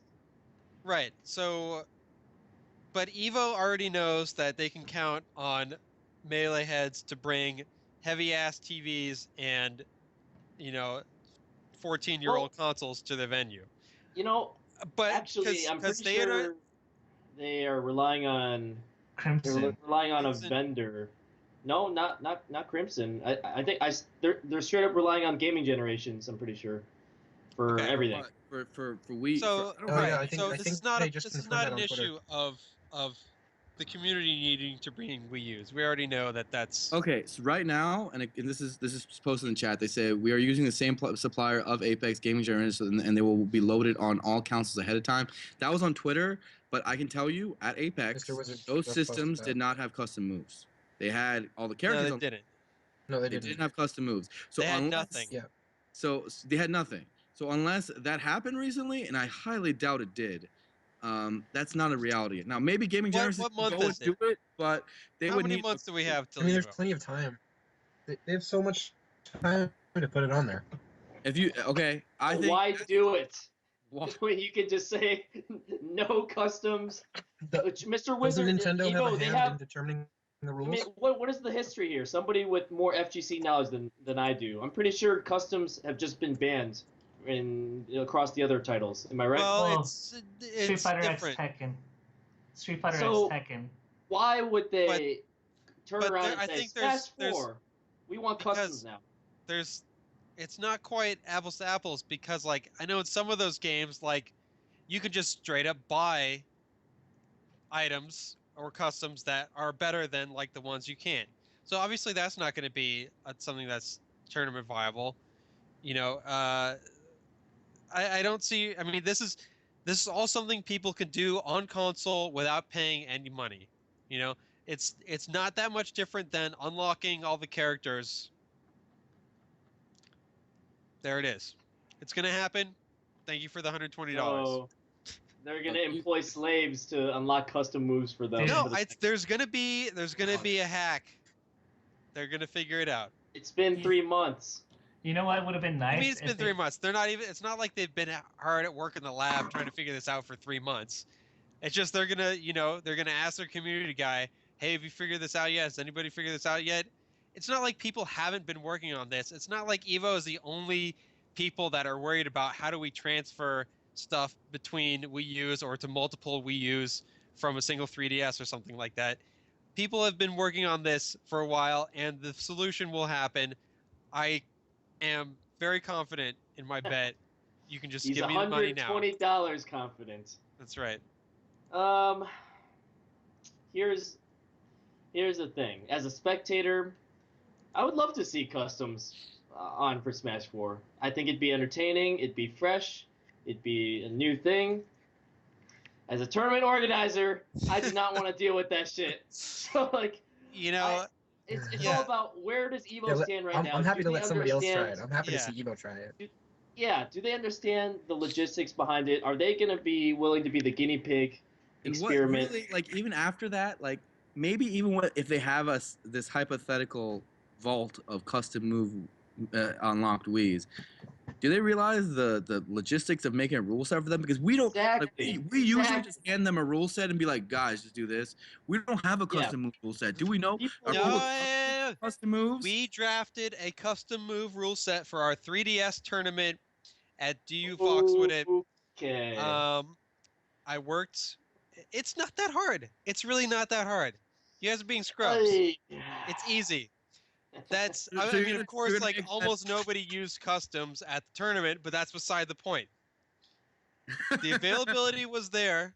The rule set was tight, airtight, and there were no problems. What's the rule set? Look, most of the locals right now aren't going to have custom moves because those locals at least won't have custom moves unlocked. We're going to have people training for matches in a completely different rule set than otherwise. No one has played in a rule set with custom moves right now. Like, it's like almost Gaming Generations is the only vendor that has, literally the only vendor in the world that has 32 Wii U's that with all the custom moves unlocked. And then people aren't practicing on them, right now, and there's no rule set for them, and there's needs to be a time limit for counterpicking custom moves and such. Yes. The logistics go far beyond getting them onto the Wii U's. You guys are scrubs. I'm running, by the way, NorCal Regionals, April 4th and 5th, EVO qualifier, right here in NorCal. Go to it. I'm hosting it. It's in Sacramento, but still go to it. It's going to be good. Melee and Smash 4, custom rules, custom moves. Ooh. Sheridan, I feel like you The don't know what guinea pig has arrived. No, I know what I'm getting into because The guinea pig has arrived. That's all I'm gonna say. it's happening. It's happening. .gif. Dude, have you hosted the Smash 4 tournament yet? I hosted that 3DS one at DU Fox with it. I haven't hosted a Wii U one. And you're gonna make your first Wii U one be a custom move one. God bless. I'm not making anything happen. I am merely the conduit of Evo's decision. They have chosen me to make their desires happen, and it is my job to make sure that I give everybody the correct Evo-like tournament experience at NorCal Regionals, which I intend to do. So come to it, April 4th and 5th in Sacramento. It's going to be great, probably.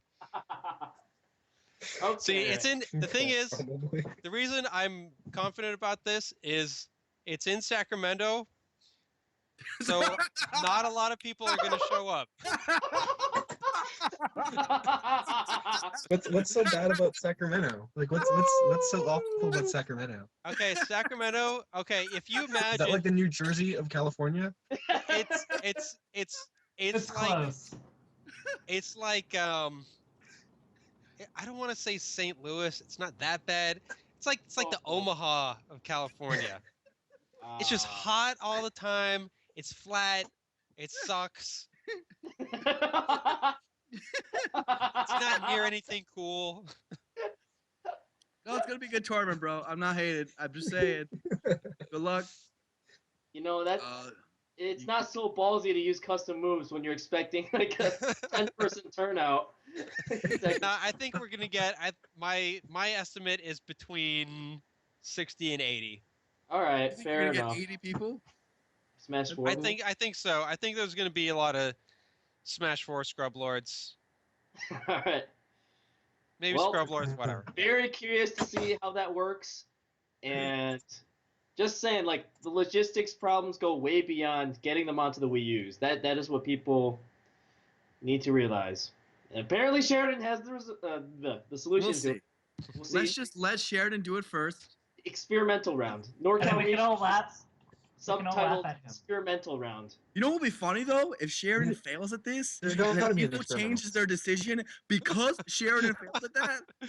Right? Not That's only true. Lose, not only lose. Yeah, having this is hosted on you, the Sheridan. sport You could lose tournament, $120 also if this doesn't go your way.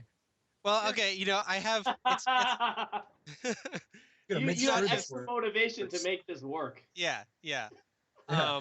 But you know, there's some great people in the Smash 4 community in NorCal that are helping me out with everything. So yeah, it's not going to be just me, just trying to figure it out for myself. Although I could do it, right? You understand? I could. You obviously But- don't need help on this. The first Right. custom moves tournament. Your That's right. extensive Smash 4 experience. Well, like I said, as a pure spectator, as a purely selfish stream monster tuning in my pajamas, watching VG Bootcamp, I would love to see it. Yeah. I think it'd be hype. But philosophically, I will say this, not just logistically, philosophically, you know, what about all these Smash 4 players who have been playing without customs for 3 months? How are they going to feel? It's 3 months. It's 3 months. Yeah, I mean, You 3 devil's You'll months is get advocate. over it. You'll get over it. Uh, It's like, what if you? 3 years, What if it you? were 3 years? here, Then sure. Here's another part of that. Like I said, gaming generations, they've got, 64 Wii U's with these things unlocked. Who else has these? Are you going to be able to go back No, let's see if somebody to else does in 3 Novato, months. host a local, and replicate this so that people can practice for Evo? Like that's my problem with it. There's several issues. I can actually answer that question a little bit since I have the guy here. Eric Santner from Versus Gaming in Florida has actually recently purchased a bunch of Wii U's, and he's planning to unlock custom moves on them with like his little army of kids to go to a game shop. It's actually, I'm pretty sure it could be classified as indentured servitude, but he's gonna do it. I hope the law doesn't figure it out, but he's gonna try. You better watch yourself, Arian. So Watch he's what you gonna. say. Yeah, hey man, there's gonna be maybe another custom move shop at least in Florida, so it Okay. could happen. I'm Wait, a pretty sweatshop? Mark it. Stay out. A Hey, sweatshop? if you have like a Wii U vault and it's in a gaming shop, I actually think that you get enough kids through it that it's going to get unlocked over time. Like Oh, I have please. faith in that happening over You know time. how many custom moves there are? There's no way just people playing it by passing. It'll take literally 5 years. Okay. It would Wait, take. how do you 5 unlock them? Like, Arian's saying Hard. just put it in a gaming store. People casually come in and it'll Mhm. get unlocked eventually. No, that's like the worst idea ever. You're saying not it gonna has to be like experienced custom move unlockers, like There's people some who know people the. who try to unlock. You to find custom it on moves. people's resumes. Yeah, Custom move There are unlocker, experienced Smash 4 players who have tried to unlock custom moves and failed. You think some little kid in a gaming store is gonna happen to be a god at some specific area of Smash 4 to be able to unlock it? Well, we're gonna see, and We're gonna I'm see. really curious to see what the Florida army of children Oh, man. can do for that. 'Cause I think that Indentured could be a little- servitude is putting it very lightly. Just be like, kids, you like Smash 4? There's love gotta all be a these moves. salary involved in that. I just come through Lava this pop. door, slam. Oh, Eric just told me they'll get to play for free if they Oh! unlock a certain number of moves. Oh, what a great oh, deal! for free. What a See, good there you deal. go. They don't What a have to sweetheart. pay You're a for sweetheart, it. Eric. Free. You're a Yeah. sweetheart. It's useless when you're What a dead from exhaustion after unlocking. Your parents will drop you off. You'll unlock your 3 custom moves, and then you'll go home. Yeah. What is this Alright. just like? This sounds like just like a terrible idea. It's like a Wile E. Coyote trying to connive something, and clearly from the get-go, it just doesn't look good. I don't know. Maybe like, come on. Is there a way to maybe like get Nintendo with a little chat. Maybe just that's the biggest hope. I think Sheridan stuff. He's wild and crazy. He's got long hair. Doesn't know what he's doing. I think the more likely thing is we have a little chat. Be like, Nintendo, let us transfer saves. This is ridiculous. And then that's the way I could see it happening. But until that point, it's not super realistic. I'm gonna Well, win we're gonna see. from Sheridan. I'm planning out what I'm gonna do with this $120. Probably just get a nice meal. I think. Oh, Hey, let's go get He's gonna hit up- craft steak at Vegas. Yeah, he's Oh, gonna hit up- yeah. Well, Stick with it. You wanna I can't review turn this? down $320. I can't turn it down. You know. Well, I think we've had a pretty good discussion tonight. You want to wrap up by looking at the preview for tournaments this weekend? My goodness. There is Got a lot going. Looking cool. There's a lot on this weekend of February 21st and 22nd. First of all, out of nowhere, Armada is going to be in Canada tomorrow. What? Oh my goodness. Wait, can we have a little conversation about What? that before anything? What did you just say? Yes, Armada will be in Canada tomorrow. Okay, first of all, I haven't even talked it out to figure out how that happened. But I don't know. Have you guys been following like the mini drama that's been happening around registration for that tournament? I No. follow a little What bit. happened? No, what's going on? So basically, Kirby Kaze is not going to be playing Armada in grand finals of that tournament because of some registration. Like he didn't register in time for it, but also like neither did Armada because Armada was a late entry. So it's kind of like a situation where the tournament So they scale let and scope. Armada in, but not KK? So basically, Armada got added in late, but then they didn't reopen registration like that, to everybody. So like KK now wants to go because Armada's there, and it's a case of a tournament scope and scale changing drastically, like really late in the game. Sure. And me personally, I just tell you what I would have done. I would have, right after Armada announced, I would have opened registration for at least 12 hours. Yeah. And I would have redone pools. I would just beast moded it because that's what you got to do sometimes, and do what's right for your tournament. It's going to make your tournament a million times better. I guarantee. Right. I mean, people are making their decisions to enter or not enter this tournament based on who's coming. If you change that at the last minute, you got to give people the opportunity to change their minds based on this I think new it's information. super obvious actually, and I think it would actually make not only they'd have Kirby Kaze, I think you see New York coming up. Look, if I had known Armada was going like just even 2 weeks ago, I would have figured out a way to get out there. Like seriously, like I've wanted to go to a Canada tournament for a long time. Now Armada's there. Like what the hell? Of course I would have gone. Like I'm 4 hours away, and you would like, go. on the same day. Their tournament entrance would like multiply like really quick. The tournament changed when Armada came in. It was a strange bringing Armada after registration ends. That doesn't help with your numbers. It's just pure. Exactly. I don't know the details of how that went down, how it got financed, but Those $2,000 donations, man. I don't know, dude. Another thing that bothered me with it is that they put it up for a poll, and then KK got like 90% of the vote. But here's the thing. First of all, those polls are so stupid. The poll Make a itself is a decision. stupid idea. You're a Don't put up leader. a You're poll. supposed to just make a decision. Like Yeah. you're strong enough as a leader. Just make it. It's your tournament. Random Melvin number 22, playing Marth in his first tournament has no say in whether on this administrative decision. What are you talking about? But even then, they put a poll up. KK got 90% of the votes, and they didn't care. It's like, if you're gonna do the poll, at least follow the results a little bit. Like I don't get it. I hate. So polls. he's still not allowed in? No, he's not. It's whack. Kish Prime. This is what Kish Prime used to tell me. That's his biggest pet peeve is when somebody just says, "Oh, let's do it by popular vote. Let's do everything by vote." Like, what? Why are you even a leader then? You make the decision. You deal with the consequences. I mean, it's one thing to just use it to get a handle on public opinion if that's a factor, but that's not like the deciding thing that you should. It's just obvious. It's just obvious. What does a random tournament goer know about reseeding pools and tournament administration? Nothing. Nothing. No. That's not their like they're trying to play some video games. You don't have to bother them with this crap. Like I don't get it, and I think I even offered on the thread that I'll reseed the pools for them because I want to see KK versus Armada. Didn't get a response, but I think it's whack. I think they need to like just suck it up and reseed their tournament. Like it's not that hard, guys. Come on. Like I mean, are they getting like what is expected entry for this?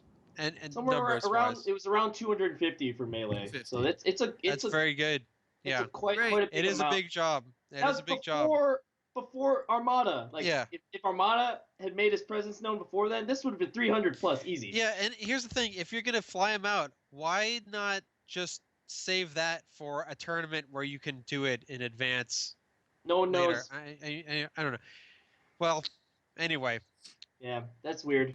So Armada versus Kage Grand Finals. get hype. Hey, Armada versus like Rain-X. Oh, Sheridan, I want to put you on the spot. You want to put another bet up? Kage's No, not he's not. Kage's not I going to don't be in think grand so. finals. No, he's not. What are we flying Armada out for right now? It's gonna be Kage versus Weon. Is that what we're doing now? Like V-Wins and We on X. Rain-X. And Rain-X. Those are the three other top hitters. Like that sounds exciting So- to me, but I really like if there's options here. I know that tournament would change drastically in talent pool if you just open it up a little, but I guess there isn't. So Yeah. cool. Next Smasher this weekend, guys.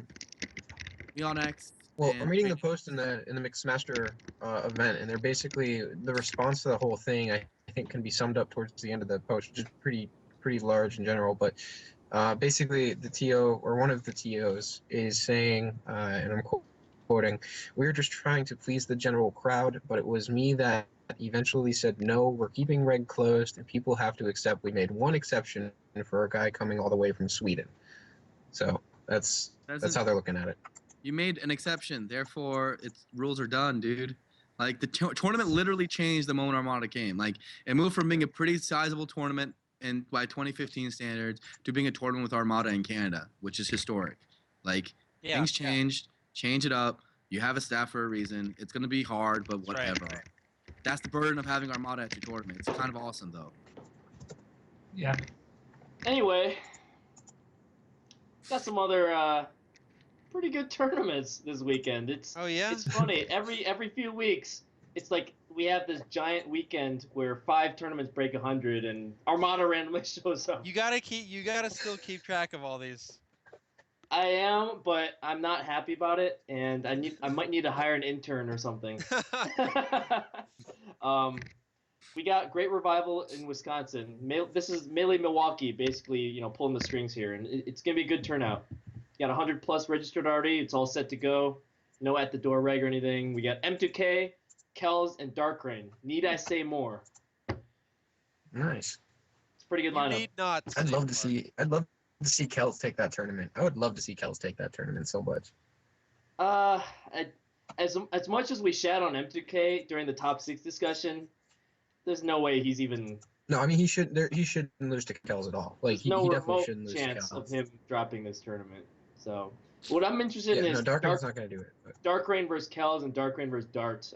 I want to see that because Midwest is spacious. Dark You Rain hear versus these Dart? names. Oh yeah, Yeah, Dark's like Dark Rain and Dart and Kells. You hear these names from Midwest.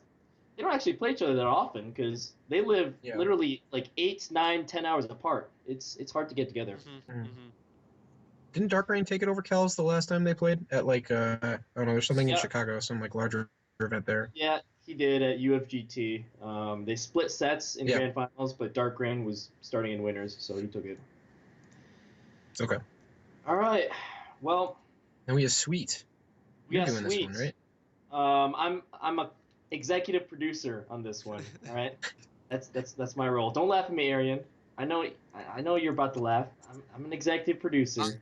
I like that because it at least takes you a little bit away from the tournament administration. I think we can all be thankful for that. I'm not the one holding the clipboard and yelling, bracket matches. It's Hey, if it means that you're training up more assistant TOs, we know we need that, so that's great.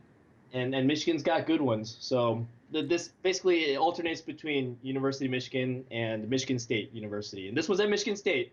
So, Cool. Mr. Gigi Gamero's taking care of this. We got Michigan TO stepping up to the plate. It's almost like a franchise. Like, Is Gamero the successor right now? Is he the heir apparent? Really, no, Gamero? he's over at Michigan State. Okay, Okay. I've got the franchise. I've got the license. All right, he's the franchisee. Let's just put it that way. All right.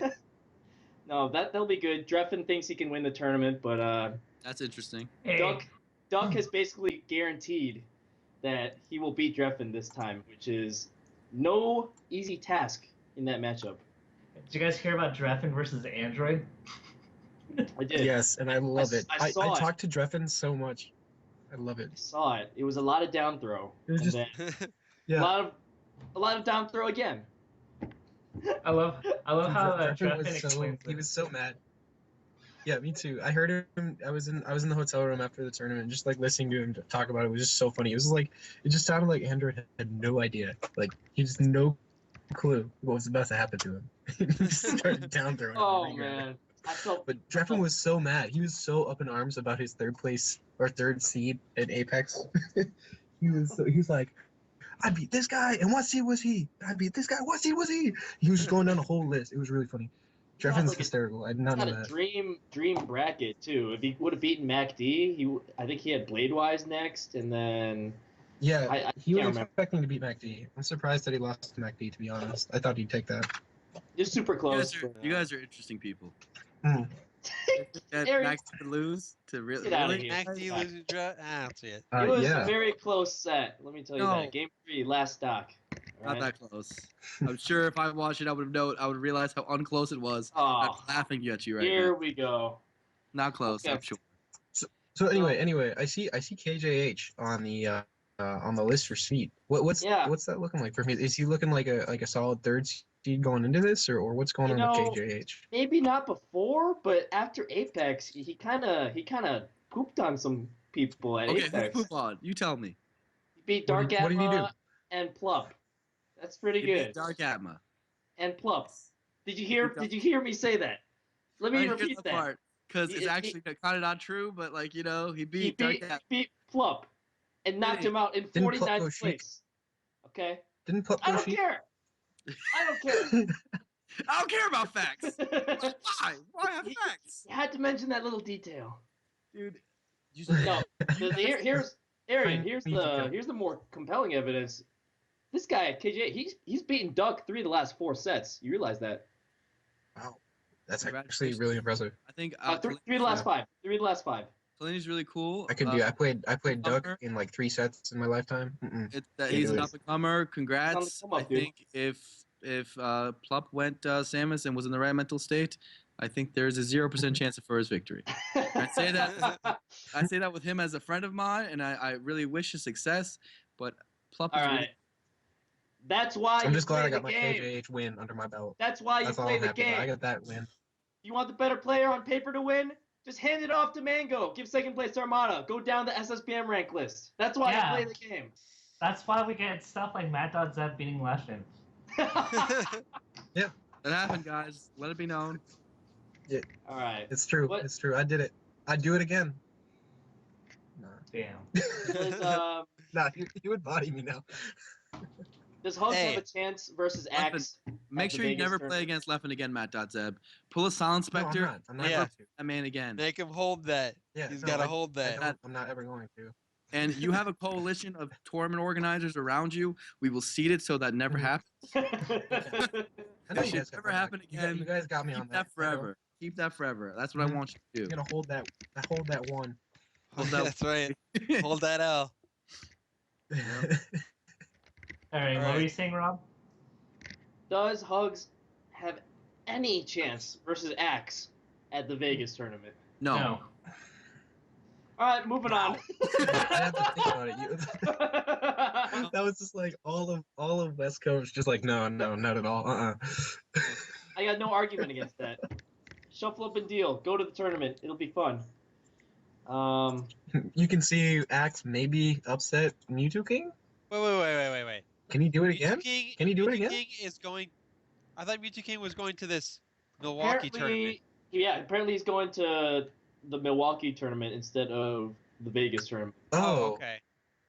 oh, well, So- congratulations to Axe. Well, what if someone like Westball shows up? I mean, that he can yeah, Axe. it's, you know, I don't, I, I They don't, go there's, back and there's other forth. people that have a shot at him too. I mean, Oh yeah. you I don't know know, who's going. I know some people aren't going because they're going to my goodbye party tomorrow instead of. Aw. Yeah, I'm going Oh, to your that's goodbye. that's Friday though, not Saturday. Yeah, but But you have to drive out there. Yeah, I get it. I don't know what's happening. So, but I think there's still going to be a pretty good attendance for that. Seems like a really interesting tournament. Vegas usually doesn't have tournaments like that. I think this is the biggest Yeah. one ever. So interesting. Good. It's good. Arizona SoCal meeting Meeting point. between- Plus, it's Vegas, Yeah. man. Yeah, can't go wrong. Okay. Vegas sucks. Yes, you Vegas, can. In my baby. Actually, opinion, Robin, yes, you can. But continue. Vegas blows. Sheridan, tell me about Portland, Oregon. How have they been turning out I 100+ person turnouts? don't This will be the third know. time in 6 weeks. How is What? that possible? Are you serious? I am serious. You know, I don't know. I actually was up there last weekend visiting my beautiful and wonderful girlfriend, and I had the chance to smash with some local people, and there's just always people down to play. I've actually yet to go to an Oregon tournament since like 2005. Usually what happens is they all head up to the monthly Game Clucks tournament in Washington, and Oh, those wow. often break 100 or come really close to it. Yeah. But I've yet to go to one of these supposedly big Oregon tournaments. They So- had one on Apex weekend that got 117 entrants. How about that? My God. How many people do you say was at this tournament? This one this weekend? Well, it's hard to tell because it's a Smash 4 and PM and Melee tournament. But dude, on the Facebook page, I think they're almost at 200, I believe. So I'm guessing Melee's at least 100 plus there. This is I think Oregon? should be. Dang. Yeah, Oregon's going wild. yeah, dude. What's happening? Like The revivals everywhere. It's Revival. amazing. People are saying Revivals. it's Sig Has Limit. Oregon It's ever all even about Sig gone to Limit. that? Like that's not a revival. That's the beginning, as far as I'm concerned.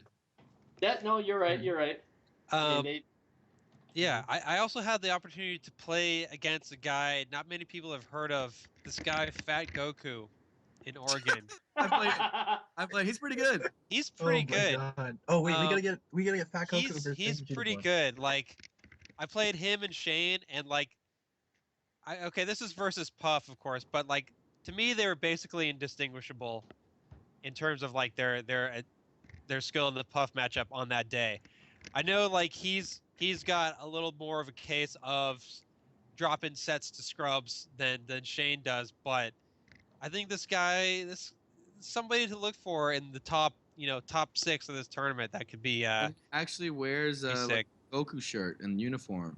That at least at that's MLG he fun. did. That's Yeah. when I met him. Hey. I thought that was extremely cool. Like he actually looked like Goku. And they've got like okay. I've only met one person with good texture hacks on Melee. Everybody else's sucks except for Silent Wolves. All right, that's what I will say right now. And I think they had on the Wii that I was playing at Shane's, they had imported some of the stuff that Silent Wolf has, and they've got like a fox with a Goku Orange jumpsuit. robe, whatever it's called. Yeah, a gi, and that was Yeah. pretty cool. That sounds pretty dope. There's Oh, there's I a, hear good things about Gage as well. there's Gage been- has been around for a long time. He's been like pretty much the perennial number 2 behind Shane in Oregon for a while. I don't know if that's changed recently with Steven Fat Goku being there. But yeah, he's good. He played Puff for a long time. I don't know if he still plays Puff. I think he's used other characters in the past, but Brick is Yeah. also Oregon, right? Brick is a scrub. Damn. There's an entire article on Melee on Me that actually highlights a lot of the lesser known players of the Northwest region. Yep. Yeah. Good article, for sure. Yeah. And- Should we keep going though? Yes. Is there more? Really? One more. There is one more. We got Dime 13 in Dallas, Texas, featuring Wobbles and Lucky. Lucky's been How did everywhere. Lucky get dude. out there? Did you Yeah. just decide to come out there? I'm not gonna lie, I did not know about this till like literally yesterday when Lucky said, "Oh, I'm about to hop on a plane to Texas." I'm like, is this Smash related? Like, yep. Apparently they got a 100-person tournament happening this weekend too. So What does DIME yeah. stand for? I think it's Dallas something. Is this the Well, same tournament? okay. I know that there was a tournament in Texas a few months ago that flew out Silent Wolf to one of their tournaments. I wonder if this was I think the it's same the same series and got lucky out. So that's really cool if that's the case. That sounds like an amazing grand finals if those are the two that make it. Oh yes. Yeah. Have you I would love to ever see played that. before? Any results? History? Not that I know of, but Really want to see and that. I would really love to see Wobbles back. That's what one guy I've always wanted to see back. And if we see that set, man, that sounds like it could be one of those sets that we'll remember for a long time. There's a potential SoCal tournament this Saturday that could also break 100. No way. What? Yeah. Which one? It's Why at, are they? Okay, go It's on. at MTG deals, and so like there's those are when the random scrubs come in, like where like pulls are like ridiculously easy, and Crimson Blur gets like first seed. Damn. Like, Shots when I'm leaving the region. All right. well, you always get first seed at the MTG deals. Yeah, I pretty much always do. Right? Those tournaments are easy. Random side fact. Sean Dude's rap. Yeah. It has over 100,000 views. You know what? I think Wow, it's a pretty really? good video. It's entertaining to me. I watch it like I time. love it. I love it. I don't get It's why a great people are piece hating of on it. It's amazing. it's It's a great I could not stop laughing at the venue when I saw that, and like, I watched it Oh, on yeah. YouTube I again when I cracked got up. home. I still couldn't stop laughing, dude. It's just so funny. It's one of the funniest. Like it's incredible. I hope he at least gonna talked link it to in the Team chat Liquid if anyone before wants he it. like posted it. I really hope he like talked to Oh, those yeah. guys before he posted it. But overall, Well, I I mean, thought it was super funny. It's good for them. There's a ton of views. Yeah, Oh, and yeah. I thought that like Yeah, it's super. would have been even better Good. had he won. But it also is kind of charming because he lost.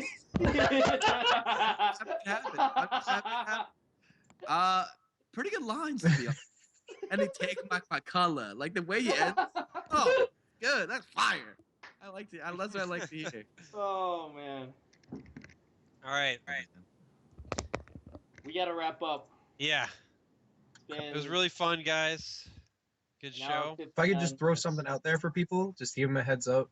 real quick. If anybody's interested, just if anybody is interested, I'm starting to stream Wednesdays and Thursdays. Kind of shameless, but just letting you know. I do event mode runs, Kirby Air Ride, Tales of Symphonia. I did Beautiful Joe and Legends of Zelda 4 Swords Adventures today. I got like Metroid Prime. I got like 60 GameCube games, so I'm gonna be doing those along with Melee, Kirby Air Ride, and Tales of Symphonia. I've never beaten Tails, so Wednesdays and Thursdays pretty much. No, never beaten Tails. Barely gotten far into it. I played for 2 hours today, and I got to where I got to years and years ago. So I'm at the farthest I've ever gotten in Tails. And if you guys want to see that, that's Wednesdays and Thursdays, twitch.tv/matt.zeb. You should put a Melee on Me article to publicize yourself. Can I do that? Can I be that shameless? Yeah, you can, because Yeah, Yeah, put up a alright, dot work. blog and write about it. yeah. I missed those. Yeah, I gotta get one of those with all the results from last weekend actually. So we actually started the Melee games last weekend in almost every region. We're starting New England. New England's the last one to start, funny enough, but we've got like everything planned out at this point. We have 4 colleges playing this weekend. At Harvard and Tufts are playing at Harvard, and Boston University and Brandeis are playing at Boston University. Yeah. We'll put up a dedicated header tab for Melee games for the next couple months because I feel like it needs more publicity. I appreciate that. Yeah, I wanted to work on that page today, but I streamed for 8 hours instead. Okay, cool. All right. Don't forget, guys, NorCal Regionals, April 4th and 5th in Sacramento, featuring custom movesets run by me. It's going to go perfect. I've heard April it. My 11th ears. and 12th. My ears. I'm not yelling. Ah. I'm not yelling. April 11th and 12th, featuring Armada in that amazing venue run by your amazing NorCal TOs. And then I just also want to point out April 18th and 19th, I think in AZ, there's going to be a huge tournament. I'm going to try to get out to it. More details on that later.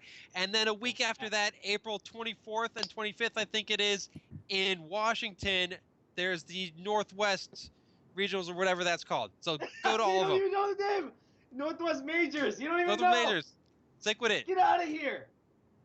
All right. We're done. Done. Peace, everybody. You're yelling.